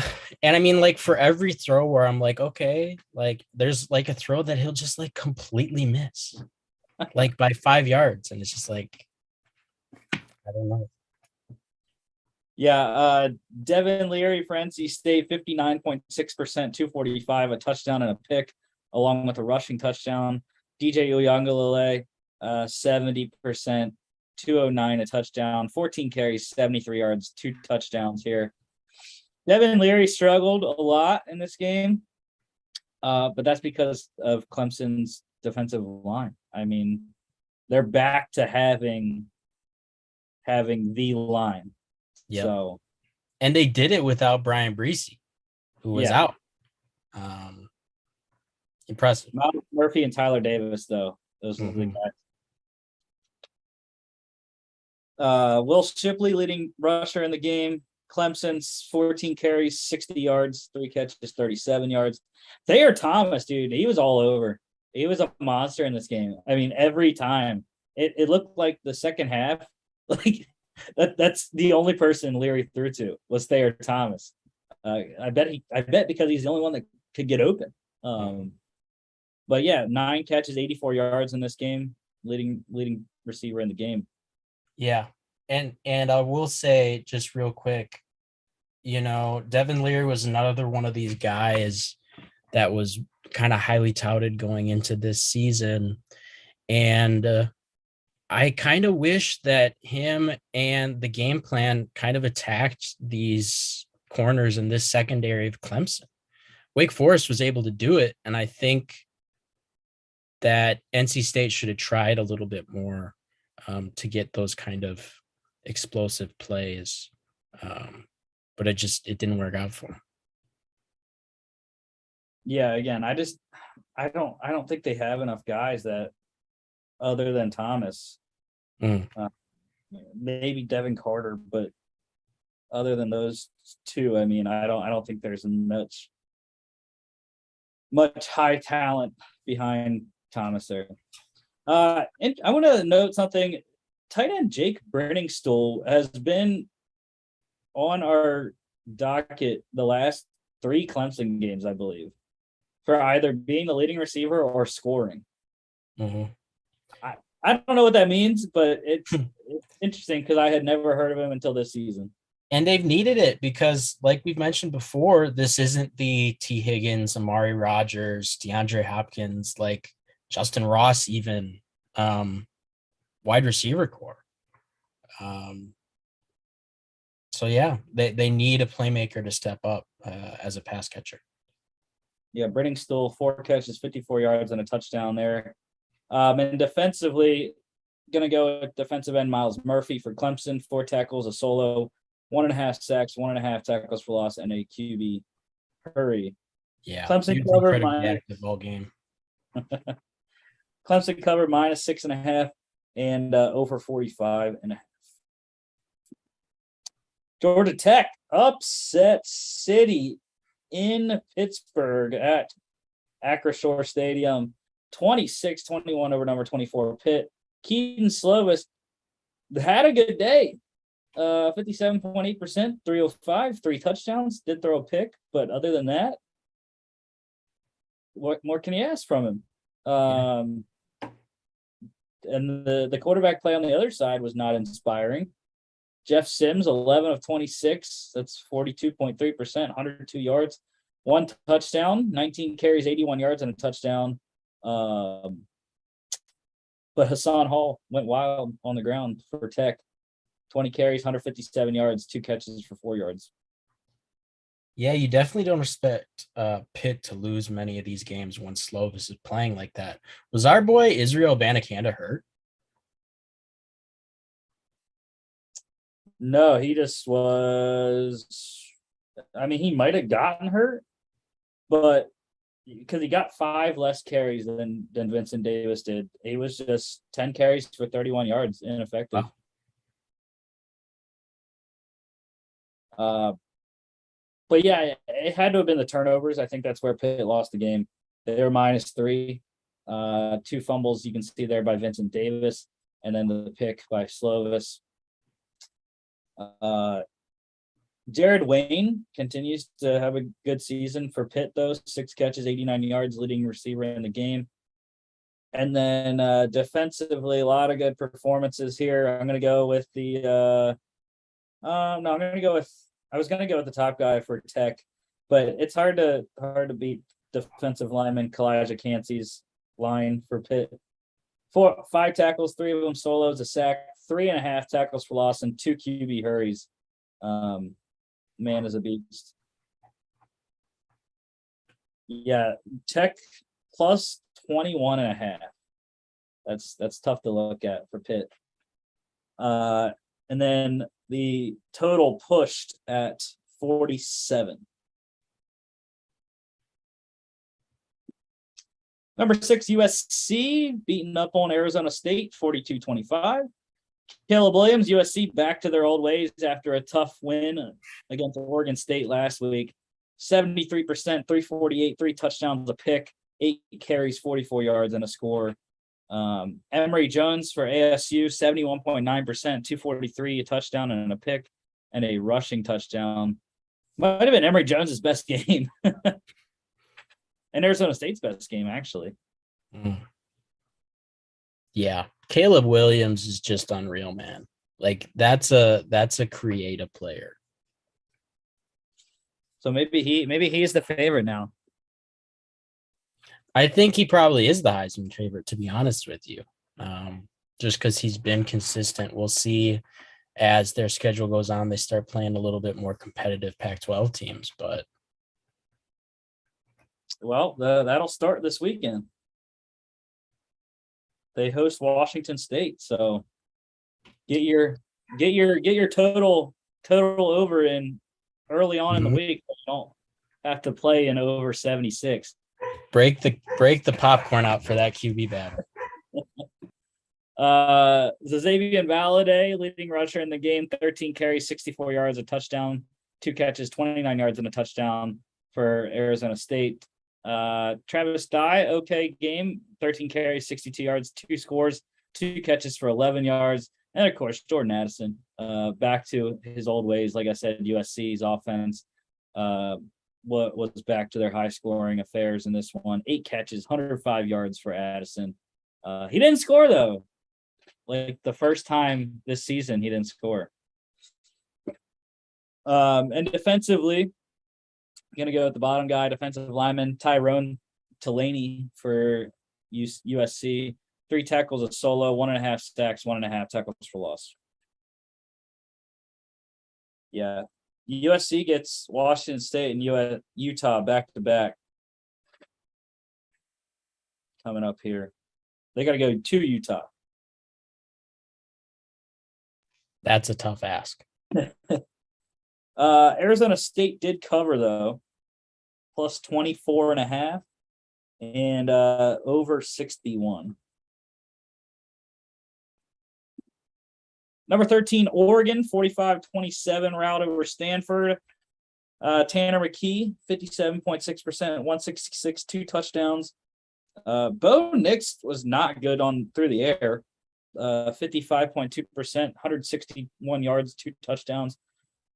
But his legs were the difference. 6 carries, 141 yards, 2 touchdowns. Yeah, and then, they had 2 other quarterbacks come into the game. Ari Patu for Stanford, freshman, 60%, 3 of 5, 39 yards, a touchdown. And then Oregon, Ty Thompson, 1 of 5, 20%, 3 yards, and a pick. Not good for Thompson there, but yeah. Oregon is just Bo Nix is like the biggest roller coaster of any quarterback in college football. Yeah, I think if they're going to want to win more games and be competitive in Pac-12, they should utilize his legs more. Because Bo Nix is actually pretty athletic. And yeah, I think he's one of those guys where, like, if you can get him going in the run game, like that can kind of fuel him and your offense. Yeah, luckily for them, they get 2 weeks to prepare for UCLA because they have Arizona this week, and then they get a bye, and then UCLA on the 22nd. But I'm looking at this. They don't get USC this year, so they got that to look forward to. And then, but their end of the season is just a gauntlet. They host Washington, host Utah, and then go to Oregon State for the Civil War. So that's 3 in a Beavs. row. I think the Beavs are going to get them. I do.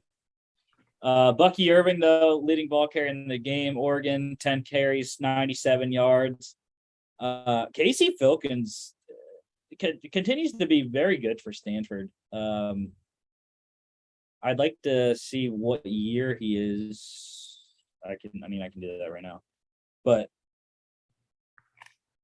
yeah, I mean, he's a junior, so maybe next in 2024, he can come out and have a good season as a second-year starter. But not much in the receiving game in this one with both quarterbacks under 200 yards. Defensively, you got to go with Oregon defensive end Brandon Dorless, 5 tackles, 4 solos, 2 sacks, 3 tackles for loss.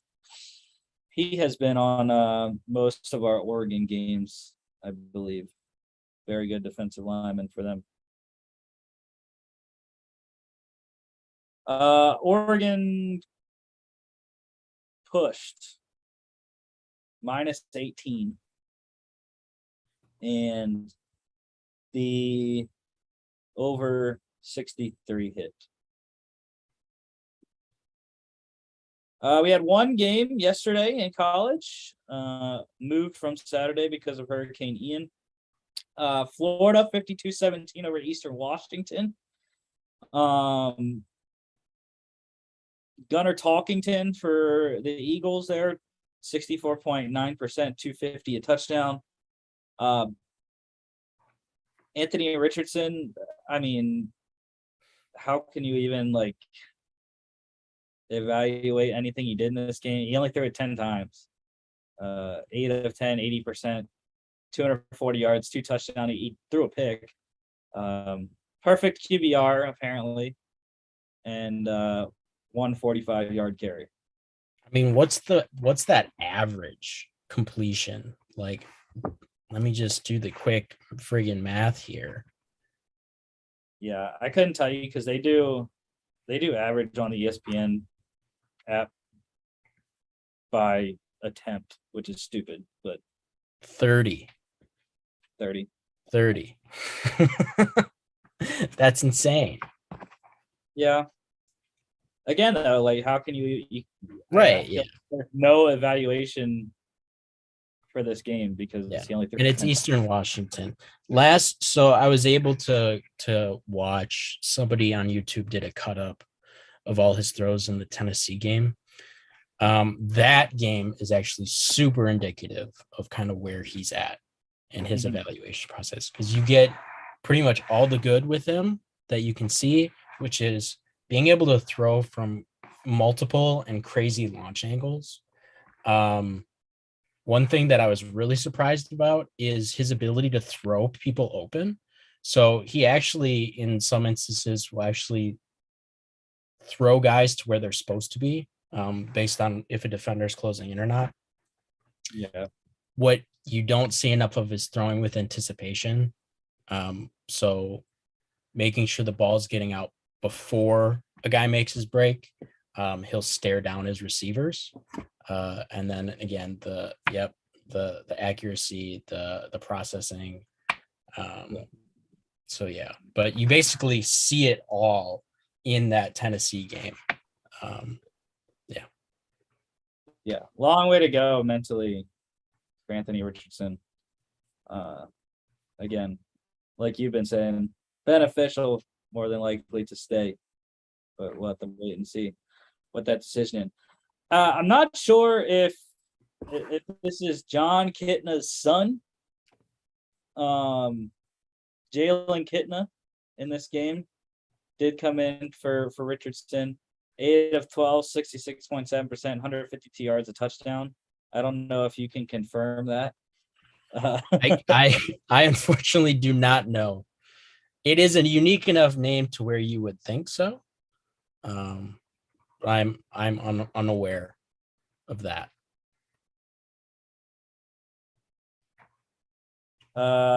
Yeah, he is John Kitna's son. That he is. So yes, John Kitna's son plays at Florida. And then the other quarterback for Eastern Washington in this game, Kakoa Visparis, 33.3%, 1 of 3, 8 yards, 2 carries, 28 yards. He did score a rushing touchdown. Leading ball carrier in the game, Eastern Washington, Tuna Altahir, 15 carries, 48 yards, 1 catch for 0 yards. And Justin Shorter, your leading receiver in this game. That's why, Florida scored 2 long touchdown throws. Shorter at a 75-yarder, Caleb Douglas 62-yarder. And then Ricky Pearsall, he only had 1 catch for 22 yards, but he ran a 76-yard touchdown in.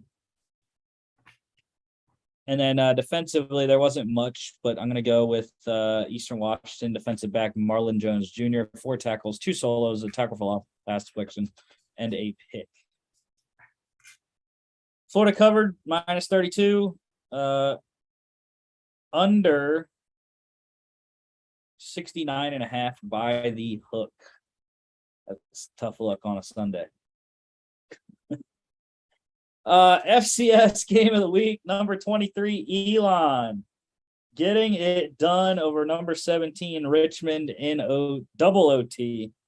I think there was one guy that lone wolfed this game, and I think it's this guy. Yes, I lone wolfed the Phoenix over the Spiders, 30-27. Reese Udinsky for Richmond, 72.4%, 383, 2 touchdowns, 6 carries, 13 yards, and another score. This one was a very good game. I wish I would have been able to watch it, but I don't believe it was on TV for one. And I always forget to watch our FCS game of the week because I'm always watching the FBS games go down. Yeah, it wasn't on TV. So I would have had to find a stream somewhere to watch it. But yeah, Matthew McKay for Elon, though, 57.1%, 322, 3 touchdowns, 11 carries, 21 yards. He's a Montana State transfer, so coming from a good school there.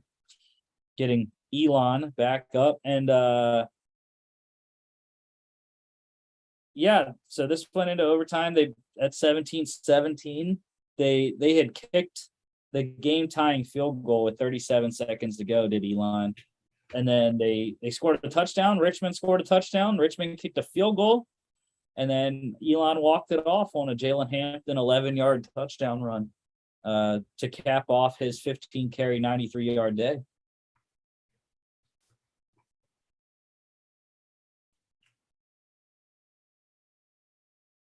Richmond running back Aaron Dykes, 100-yard day for him, 19 carries, 102 yards, 3 catches for 12 yards. And a couple 100-yard receivers, Richmond wide receiver Jacob Harris, 12 receptions, 174 yards, and a touchdown. And then wide receiver Bryson Daughtry for Elon, 4 receptions, 134 yards, and a touchdown. That's where I knew his name from. I knew Jacob Harris from somewhere, and I was like, I had heard his name. That's because he was a key det. Came from VMI, transferring over to Richmond. But yeah, and then defensively, we don't get stats for FCS, but we do get fumble recoveries and interceptions. So defensive back Bo Sanders for Elon had a fumble recovery in this game. Yeah, Richmond had a 76.6% chance to win, an 81% chance to win, actually, with 4 seconds, I guess, to go in regulation. I don't know why that matters, but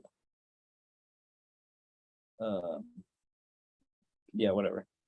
It's crazy looking at the chart of win probability on ESPN. It's just like drops right at the end of the game there. But they only do it win probability for regulation, so that's kind of weird. You have anything on this game before we move to NFL? Unfortunately, I do not have enough knowledge of either Elon or Richmond to speak on it, but The Fighting Phoenixes, man, they're coming. They're moving up the board. I'm waiting for the I haven't looked to see if the FCS poll should be out today. So I'll have to check it out. But NFL, cheerio, good mate. London calling, Vikings 28-25 over the Saints. Yeah, dude, I was disappointed. I had a underdog parlay that it wouldn't have ended up winning anyways because the Ravens blown lead.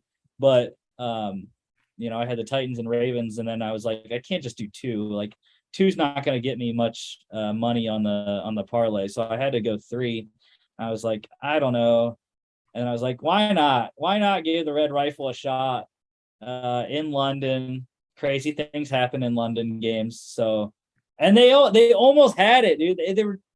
They were an inch away from getting this game to overtime. I mean, that was just the craziest 61-yard missed from Will Lutz after he had already hit a 60-yarder before.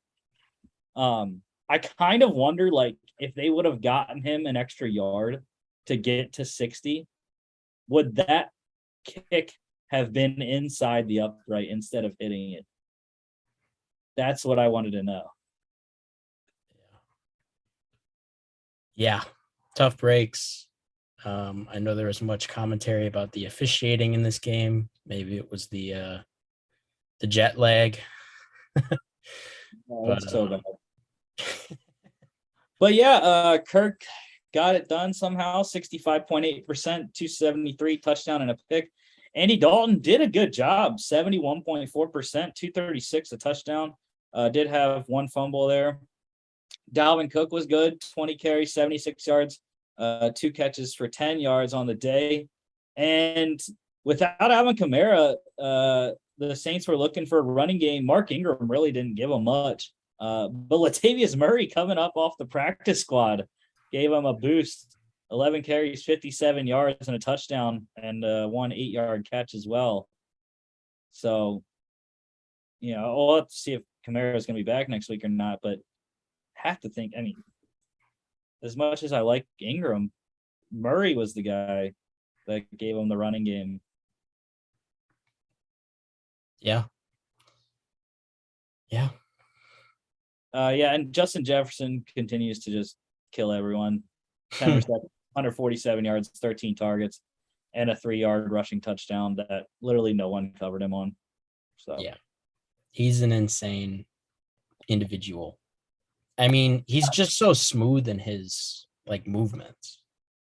Yeah, I mean, he hadn't done this though since week 1. Like weeks 2 and 3, he was shut down by the Eagles and the Lions. He really didn't have that great of a game against Detroit last week. Not like this one, but Chris Olave is coming in. He's coming into his own right now. 4 catches, 67 yards, a touchdown on 7 targets there. And I kind of wish I had him on my team, but I don't have him on any of my fantasy teams. Yeah. Chris Olave is looking to be a very good wide receiver. That trade is still awful. Yeah. It is not going the way. And I tweeted this earlier today because they came out with the updated draft order, and the Saints are 4th. And I was like, look, if the Eagles make the Super Bowl and end up with the top 10 pick, just fit Howie Roseman for the gold jacket now. Dude, I told you, best GM in the league. And again, I feel like I say this every week, but I just keep saying that I told people about the Eagles and no one believed me. And look where we're at. The only undefeated team in the league. But yeah, defensively, I'm going with Cam Jordan. For the Saints, 6 tackles, 3 of them solos, a half a sack, and 3 QB hits. Saints covered +4. and the over 42 hit. Speaking of the best team in the NFL, the only undefeated team in the NFL, 29-21 win over the Jags. Doug Peterson coming back to Philly. Great ovation by the crowd. And then it was game time. And, everyone was saying, oh, the Eagles are frauds. Jacksonville went up 14-0. Everyone was calling that the Eagles are fake. They haven't played anyone. Well, we played someone. We played the first team in the AFC South, which no one saw coming, but that ended up being a great team. So, 14-0. I'm like, we're fine. It's all right. We'll be all right. All that the Philly defense does, they turn 2 turnovers into short fields for Jalen Hurts. They score 3 straight touchdowns, 29 points in a row to go up 29-14, let in a touchdown late. But the Eagles are the best second quarter team in the NFL, hands down. I mean, they probably are averaging somewhere around like 14 to 20 points per second quarter, because they scored 20 points in the second quarter in this game. And Jalen Hurts, while not his best game, it was in a rain, so it's okay. 204 yards though, a pick, 16 carries, 38 yards, and a touchdown. Trevor Lawrence struggled mightily, 47.8%, 174 yards, 2 touchdowns, and a pick. 4 fumbles, though, Lawrence had. 2 of them were by Hassan Reddick, who has become a problem for opposing offenses, starting with last week against the Commanders.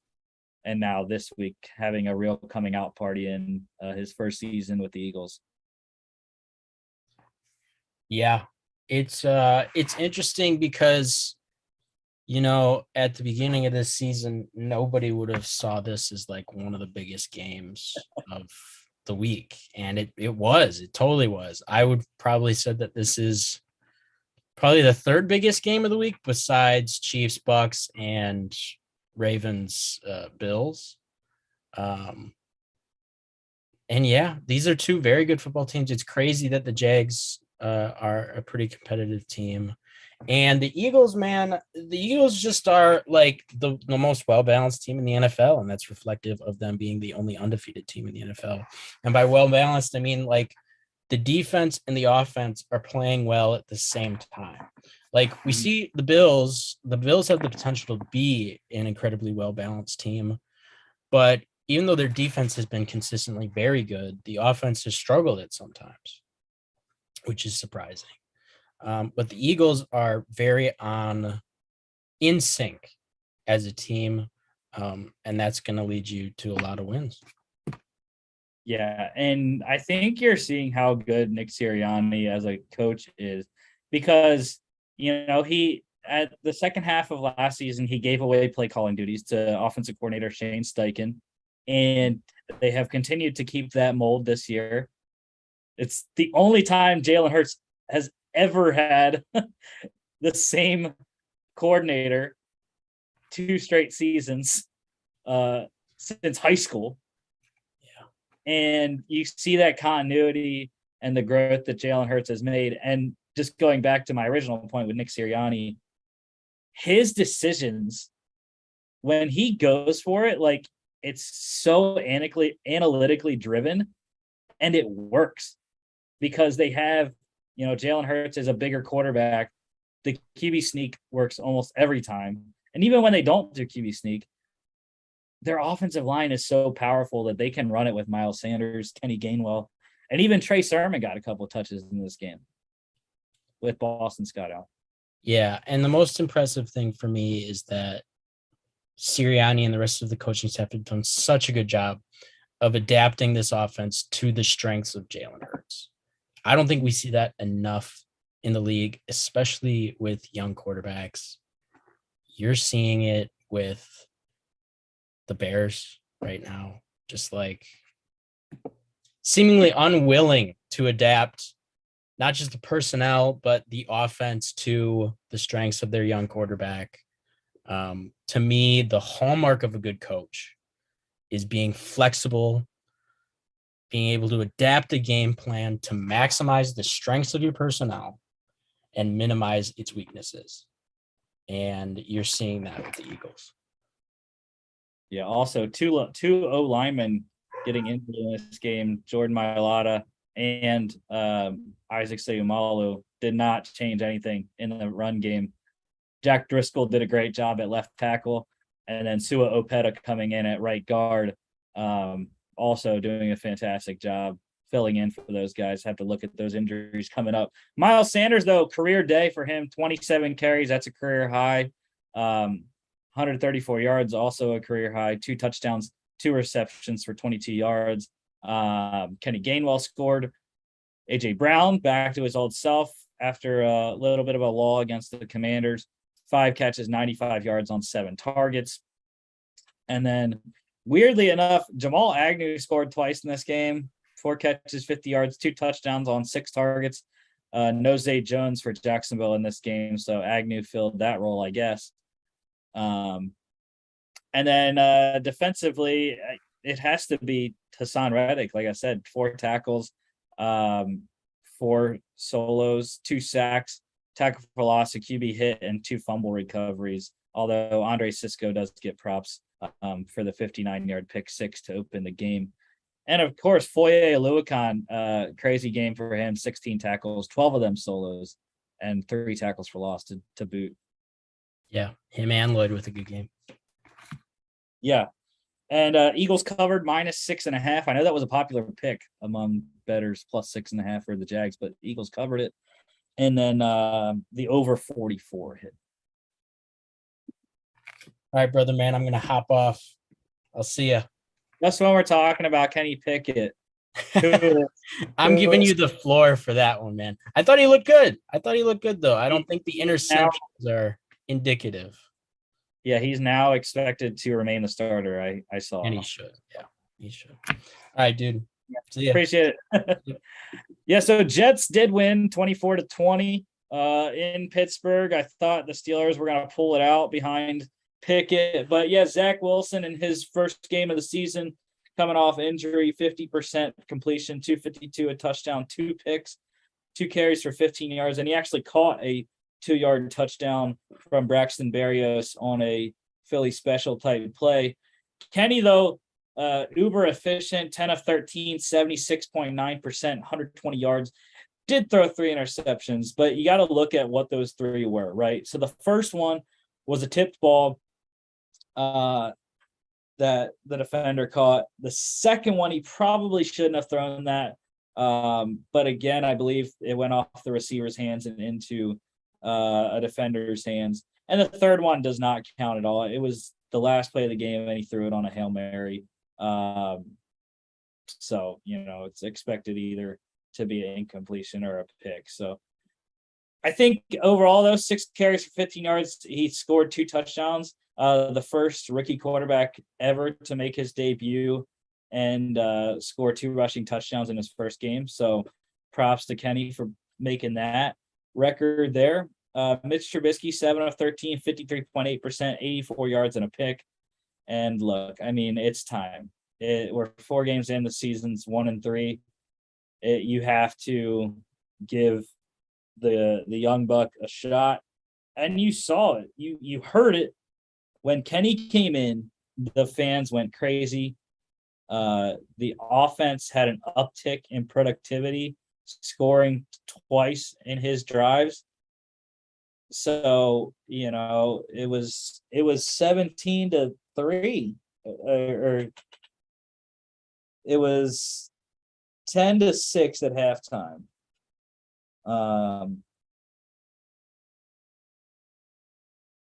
And Kenny got him a 10-point lead with 13:36 to go in the fourth quarter. The defense let up 2 scores after that, and they just couldn't get any other points. So, but all in all, I thought it was a good first game for him. Obviously, he only played for the second half. So I'm excited to see what Kenny can do here going forward. I thought this was going to be a win for the Steelers to get to 2-2. We'll have to do it next week against Buffalo in Buffalo. It's a tough schedule coming up. Bills, Bucks, Dolphins, Eagles, Saints, Bengals, Colts, It's a tough stretch, but I think Kenny's got the tools to do it. And it's fine. I think the Steelers are going to be okay. Get TJ Watt back in a couple weeks. The defense will be back to doing its thing, and I think Kenny will give the offense some life here. Najee Harris leading ball carrier in the game, 18 carries, 74 yards. Uber efficient for him as well, 4.1 yards per carry. That's what Kenny Pickett does. He upgraded the run game because of the deep throws that he did. George Pickens, breakout game for him. 6 catches, 102 yards, 8 targets. First 100-yard game of his career. And then, like I said, Braxton Berrios, 1 catch for 6 yards on 1 target, but he did throw a 2-yard touchdown to Zach Wilson. Defensively, I have to go with Jets safety LaMarcus Joyner, 6 tackles as a solo, 4 pass deflections, and 2 picks. Do want to shout out, though, Minka Fitzpatrick had another pick in this game, and Alex Highsmith had another sack. So those two have been great for the Steelers through 4 games. The Jets +3 and over 41. I know I cashed on that one. Falcons 23-20 over the Browns, a shocker in Atlanta, I think, to many people, even though the spread was only 1. But the Browns were up 20-17 with 9:51 to go. The Falcons got 2 field goal drives by Marcus Mariota and won the game with 2:28 remaining.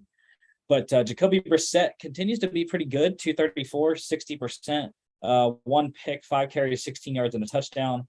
Marcus Mariota, not good in this game, 36.8%, passing 7 of 19, 139 yards and a pick. But it's okay. They got the run game going, though. Nick Chubb in Cleveland, though, 19 carries, 118 yards, and a touchdown, 2 catches for 9 yards. The rookie had a great game. Tyler Algier, I'm very excited, 10 carries, 84 yards, and a 20-yard reception. Caleb Huntley had a good game for the Falcons as well. 10 carries, 56 yards, and a touchdown. Cordell Patterson got injured in this game, but he did score a touchdown.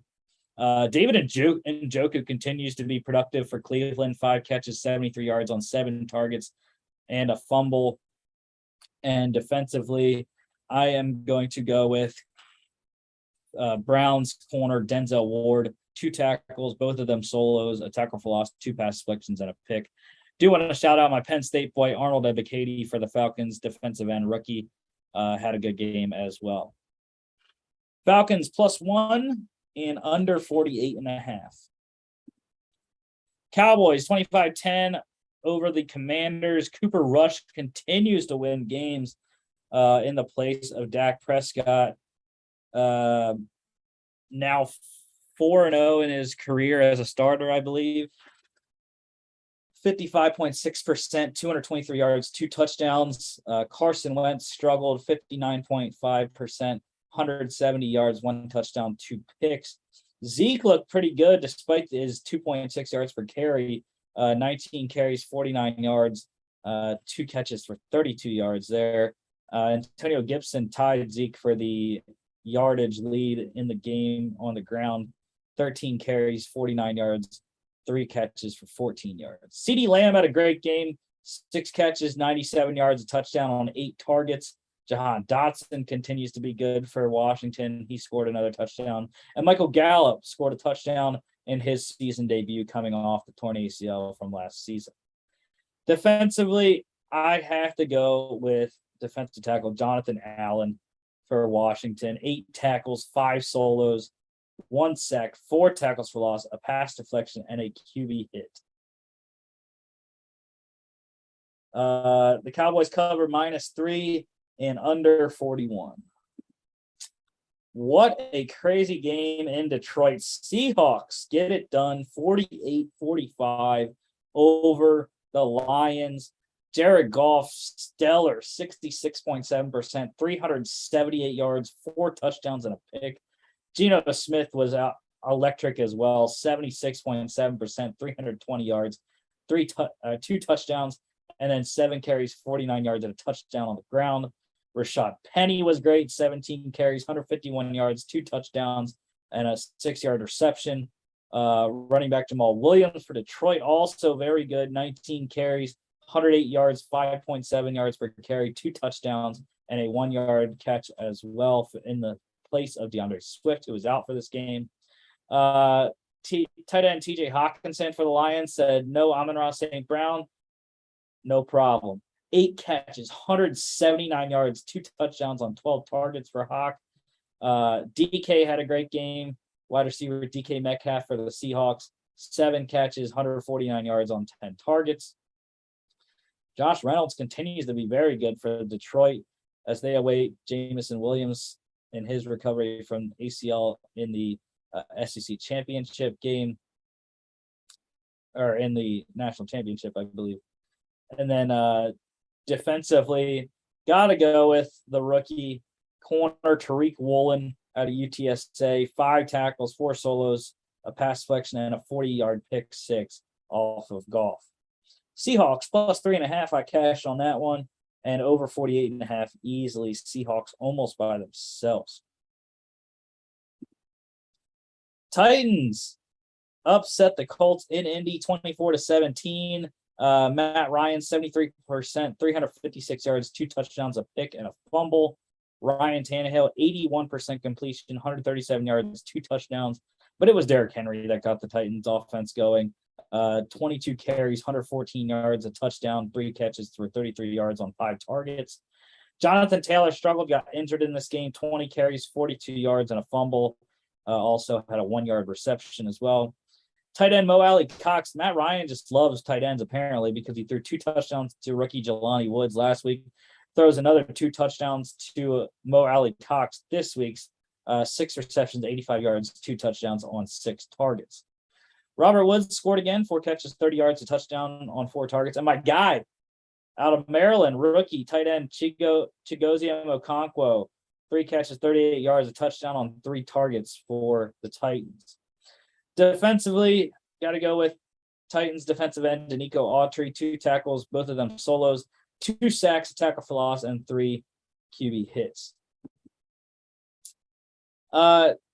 Giants 20-12 over the Bears. Justin Fields is not good. I've been telling you this. 50% completion, 174 yards, 7 carries, 52 yards, and a fumble. Daniel Jones got dinged up in this game, 8 for 13, 61.5%, 71 yards, 6 carries, 68 yards, 2 touchdowns. Very good on the ground, even though he wasn't very good passing. When he got dinged up, quarterback Tyrod Taylor came in for the Giants. Then he got a concussion. So Daniel Jones came back in the game, and Saquon did some wildcat QB stuff. 1 of 3 for Taylor, though, 33.3%, 11 yards and a pick, 3 carries for 30 yards. Saquon, I mean, what a game. 31 carries, 146 yards, 2 catches for 16 yards. Khalil Herbert also pretty good in this one for the Bears, filling in for David Montgomery, 19 carries, 77 yards, and a 24-yard reception. Wide receiver Darnell Mooney had a breakout game. First really good game of the season for him. 4 catches, 94 yards on 5 targets. And defensively, got to go with Giants defensive tackle Dexter Lawrence. 5 tackles, 2 solos, 2 sacks, a tackle for loss, and 3 QB hits. Forgot to say Titans plus 4 in the last game. And under 43. This game here, Giants covered -3 and under 39.5. Bills in a wild comeback, 23-20 over the Ravens. Josh Allen, 52.8%, 213 yards, 1 touchdown and a pick, 11 carries, 70 yards and a touchdown. Lamar Jackson for the Ravens, 69%, 144 yards, not great passing day for him, 1 touchdown, 2 picks, and then 11 carries for 73 yards. Unfortunately, he didn't score for my sake. I had him in my touchdown score parlay, but he did not score on the ground. He got close a couple times, but did not get in there. Leading ball carrier on the day, Devin Singletary, 11 carries, 49 yards, and a fumble, 4 catches for 47 yards on 5 targets. J.K. Dobbins, second game back on the season. Of course, he has been on my fantasy bench because I just wanted to wait until, I didn't think this was the right week to start him. of course, he goes crazy. 13 carries, 41 yards, a touchdown, 4 catches, 22 yards, and a touchdown as well. Stephon Diggs, leading receiver in the game, 4 catches, 62 yards on 6 targets. And then defensively, got to go with safety Jordan Poyer for the Bills, 6 tackles, 4 solos, 3 pass deflections, and 2 picks. Buffalo pushed -3 and under 50.5. Chargers 34-24 over the Texans. Texans made a whale of a comeback, 27-24 with 8:30 to go in the game. They were right there, so props to Davis Mills. But Justin Herbert, 69.2%, 340, 2 touchdowns. Great day for him. Davis Mills for the Texans, 74.3% completion, 246, 2 touchdowns, 2 picks. I'm very excited. Dameon Pierce had his coming out party, 14 carries, 131 yards, a touchdown, 6 catches for 8 yards on 6 targets. Austin Eckler scored 3 times in this game for LA, 13 carries, 60 yards, 2 touchdowns, 6 catches for 49 yards, and another score on 7 targets. Mike Williams went crazy, 7 catches, 120 yards, and on 11 targets there. And then defensively, I think I'm going to go with defensive tackle Sebastian Joseph Day for the Chargers. 4 tackles, 2 solos, 1 sack, 2 tackles for loss, and 2 QB hits. Chargers cover -5.5 and over 45.5. Cardinals get the win in Charlotte, 26-16 over the Panthers. Kyler Murray, 71.9%, 207 yards, 2 touchdowns, and a pick. 12 carries, 26 yards, and a touchdown. Baker Mayfield struggled again, 61.1%, 197 yards, 1 touchdown, 2 picks, and a fumble. James Conner, leading ball carrier on the day, 15 carries, 55 yards, 3 catches for 22 yards. Christian McCaffrey, while not good rushing the ball, had a great receiving day, 8 carries, 27 yards, but 9 catches, 81 yards, and touchdown on 9 targets. Marquise Brown continues to be good without DeAndre Hopkins, 6 catches, 88 yards, a touchdown on 11 targets. DJ Moore also had 11 targets. He caught 6 for 50 and had an 11-yard carry as well. Zach Ertz scored a touchdown. Defensively, I think I'm going to go there. I'm going to give out two game balls for this one. Linebacker Frankie Luvu for the Panthers all over the field. 11 tackles, 6 solos, a tackle for loss, pass deflection, and a 33-yard pick 6. And defensive end Zach Allen for the Cardinals, 6 tackles, 3 solos, 1 sack, 1 tackle for loss, 3 pass deflections, and 2 QB hits. JJ Watt also 2 pass deflections in this game. They were batting the ball from Baker a lot of the day. They had 9 batted passes. Crazy. Cardinals +1 and under 44.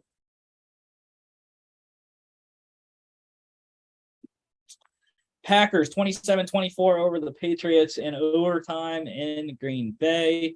Scary for the Packers that a rookie 4th-round pick almost beat them, but that's exactly what my guy, quarterback Bailey Zappi, did. Rookie out of Western Kentucky, came in for the injured Brian Hoyer and was great. Aaron Rodgers, though, 60%, 251, 2 touchdowns and a pick. Zappi, 10 of 15, 66.7%, 99 yards, a touchdown and a fumble. Hoyer in his time while in the game, 5 of 6, 83.3%, 37 yards. Running back Aaron Jones for the Packers, 16 carries, 110 yards, 3 catches for 5 yards. Damian Harris was good on the day, 18 carries, 86 yards, a touchdown, 1 catch for -2 yards. Allen Lazard, good for day for the Packers receiver there, 6 catches, 116 yards on 8 targets. Romeo Doubs continues to impress in his rookie campaign, 5 catches, 47 yards, a touchdown, and a fumble on 8 targets. And defensively, gonna go with rookie corner Jack Jones for the Patriots, 7 tackles, 3 solos, a pass deflection, and a 40-yard pick 6 off of Rodgers.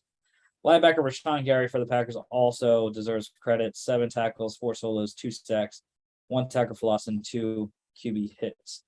Patriots covered plus 9.5 over 40. Raiders get their first win of the season. There are no winless teams left on the year. Raiders 32-23 over the Broncos in Vegas. Russell Wilson, 68%, 237 yards, 2 touchdowns, 4 carries for 29 yards, and a score. Derek Carr, 61.8%, 188 yards, 7 carries for 40 yards. Josh Jacobs had a whale of a game, 28 carries, 144 yards, 2 touchdowns, 5 catches for 31 yards on 6 targets. Horrible injury news for Javonte Williams, who was the Broncos' leading ball carrier outside of Wilson. Talk about that in a sec. And then wide receiver Devontae Adams, 9 catches, 101 yards on 13 targets. Unfortunately, he didn't score for my touchdown parlay, just like Lamar Jackson. Defensively, got to go with defensive end Max Crosby for the Raiders. 4 tackles, all of them solos, 2 sacks, 4 tackles for loss, and 2 QB hits. Corner Amik Robertson also for the Raiders, though, 3 tackles, 2 solos, 68-yard fumble return touchdown off of Melvin Gordon. Raiders covered minus 2.5 and over 45.5. Cash on that. Sunday Night Football was pretty gross, despite only being a 10-point end score. Chiefs 41-31 over the Bucs dominated Tampa all night, especially on offense. Most points allowed by a Todd Bowles defense while with the Bucs. Tom Brady, his stat line was very good, 75%, 385, 3 touchdowns, and a fumble. They didn't run the ball at all, though. That was an issue. Patrick Mahomes, 62.2%, 249 yards, 3 touchdowns, and a pick, 4 carries for 34 yards. Clyde Edwards-Helaire was great all night, 19 carries, 92 yards, a touchdown, and a 2-yard receiving touchdown as well. Leonard Fournette, while terrible on the ground, 3 carries, minus 3 yards. Great in the passing game, 7 receptions, 57 yards, a touchdown on 7 targets. Mike Evans had a good night, 8 catches, 103 yards, 2 touchdowns on 10 targets. Tight end Travis Kelce for the Chiefs, also very good, 9 catches, 92 yards, a touchdown on 10 targets. And then Chris Godwin also had 10 targets for the Bucs, 7 catches, 59 yards on those. Jody Fortson had a 10-yard touchdown reception for the Chiefs. Noah Gray, their other tight end, had a 1-yard touchdown run and did not catch his 1 target. Defensively, had to go with safety Mike Edwards for the Bucs, 13 tackles, 5 solos, 1 sack, 1 tackle for loss, and a QB hit. Chiefs plus 2 over 47.5 easily. NCAA news, we have a couple more openings for next cycle in 2023. Colorado has fired their head coach, Carl Durrell, along with their defensive coordinator. Durrell, 8-15 in 2+ seasons in Boulder. Offensive coordinator Mike Sanford will serve as the interim head coach. He served as Western Kentucky's head coach a couple years back. $8.7 million buyout for Durrell, so a nice payday for him.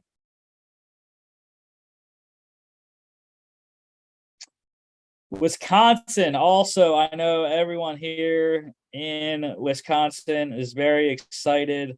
They have fired head coach Paul Chryst. Defensive coordinator Jim Leonard will serve as the interim head coach. Chryst, 67-26 in 7+ seasons. 3 Big Ten West Division titles, 2 New Year's 6 bowl wins as well. If he is found to be fired without cause, Wisconsin will owe him $16.4 million in payout. NFL news, some general stuff. The NFL and NFLPA, they are making changes to the concussion protocol. The biggest thing there is if a player shows gross motor instability as Tua Tagovailoa did against the Bills, where he got up and then kind of fell after walking for a little bit. That is kind of what they're looking at for gross motor instability there. The Packers will pass the Bears to be the winningest franchise in NFL history, with a win this weekend and a Bears loss. They are currently tied with Chicago at 785. The Bears have held this record, the wins record, by themselves since 1921. So 101 years later, the Packers will finally have caught up to them.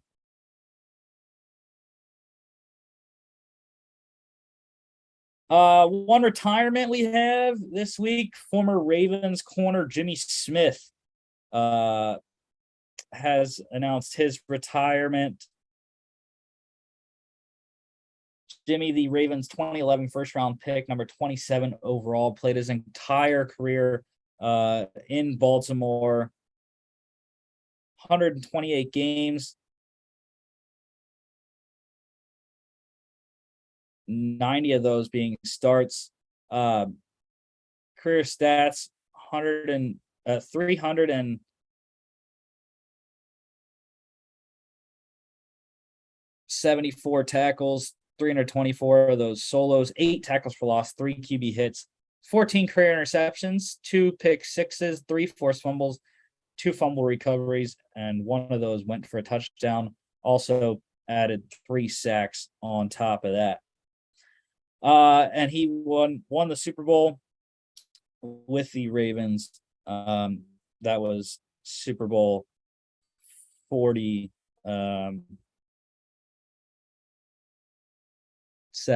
Super Bowl 47 was the Ravens Super Bowl there. Interesting note: the Panthers head coach Matt Rule saying that he is sticking with Baker Mayfield at this point. Kind of not surprised. He said Sam Darnold still isn't ready to return yet off of IR with his high ankle sprain. So, that's fine. I agree. I don't know. I don't know what the magic is for Baker to succeed, but it's just not working right now. And I think it's probably because they hired Ben McAdoo as the offensive coordinator. So that's probably why they need a new offensive coordinator. I don't know what else to say for that. IR, just one player placed on it today. Falcons running back Cordell Patterson. He's having a knee procedure, had been dealing with that knee injury, but finally too much to bear, so he's going to have that and be out at least 4 weeks. Injuries, lots.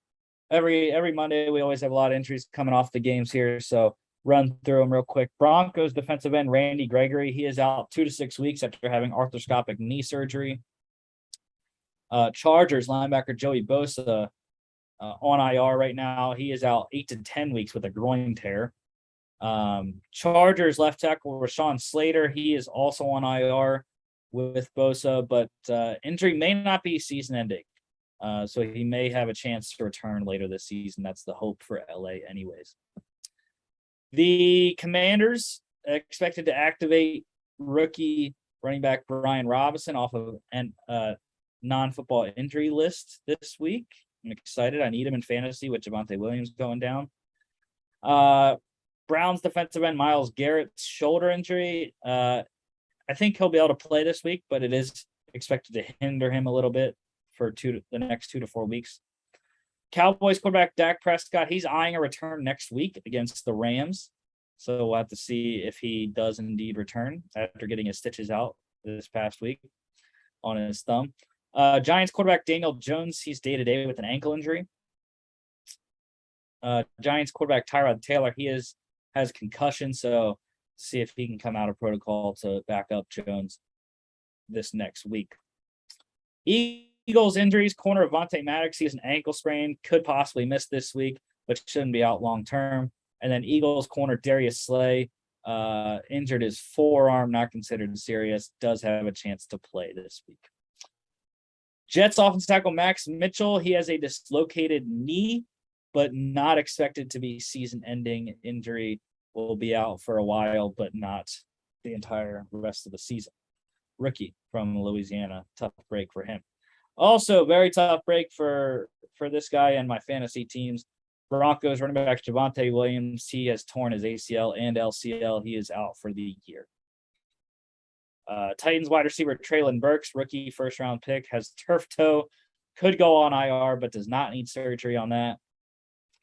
And then another first-round pick, Vikings safety Lewis Seen, staying in London after he fractured his leg on Sunday morning. Terrible break for my fellow Georgia brethren, but we'll be staying in London, and a Vikings medical personnel will be staying with him until he can return to the States. Bills wide receiver Jamison Crowder, he has a broken ankle. He is out indefinitely. Couple ins and outs coming up for the Thursday night game. Colts linebacker Shaquille Leonard, he is out. He has concussion. Terrible break for him after debuting this year, this past weekend, coming back from back surgery, but now out with a concussion. Colts running back Jonathan Taylor has a chance to play, though. His ankle tests today were negative, so he will have a chance to play possibly on Thursday in Denver. Just one transaction. The Patriots signed linebacker Jamie Collins, familiar face, looking to upgrade the linebacker room there. And visits-wise, Giants hosting a familiar face, free agent safety Landon Collins. So see if they sign him, get some help at the hybrid linebacker spot. Pick standings. Yeah, Mark got us last week, man. He correctly picked the Cowboys with the majority of us on Monday, and got the Bengals right in a lone wolf scenario there on Thursday. Peter, the opposite there. He went with the Giants as a lone wolf on Monday, did not get the win, and did not win with us the majority on Thursday, picking Miami. Kind of as an asterisk there with Tua, but it's all right. Logan and I were tied with Mark at the top, 5-3, 1-1 last week, getting the Giants, the Cowboys right and the Dolphins wrong. And then Peter, 2 games back now of the lead at 3-5. Monday Night Football, the Rams at the 49ers. Apologies, did not get Logan's picks in here, but he is lone wolfing tonight. He is on the LA Rams. We are all on the Niners. So we'll have to see how that comes to a head. But yeah, Niners 2-point favorites at home. I like San Fran. I like their run game. I think they're going to be able to get it done. Jimmy G coming back to San Fran as the starter. I like their odds there in a close game. Over under is 42. I'm going under. And that's coming up at 8:15 p.m. Eastern on ESPN. Thursday Night Football. It is a landslide Denver Bronco parade. We are all on Denver. I think it's going to be tough. No Shaquille Leonard for the Colts defense. And then, you got Russell Wilson coming off a loss in Vegas. I think they're going to be able to get it done at home, play some defense against Matt Ryan, who has struggled.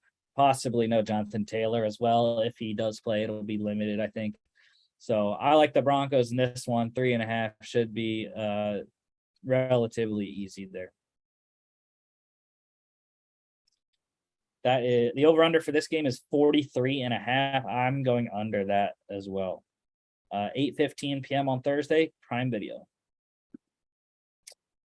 Next week, we'll be back on Monday talking, wrapping up NFL Week 5 and previewing the Monday night game between the Chiefs and the Raiders, and then looking ahead to the Week 6 kickoff Thursday Night Football, Commanders at the Bears. What a gross matchup. But yeah, we'll have all the NCAA and NFL game recaps just like we did today. And we'll talk about those two games, like I said, as well as all the NFL and NCAA news we have for you. Don't forget to follow us on all our social media at FAA Podcast on Instagram and Twitter at FAA_bets as well. And then FAApodcast.com is our website. You can check us out here on YouTube, Facebook, Spotify, Apple Podcasts, and iHeartRadio. Thank you all for watching.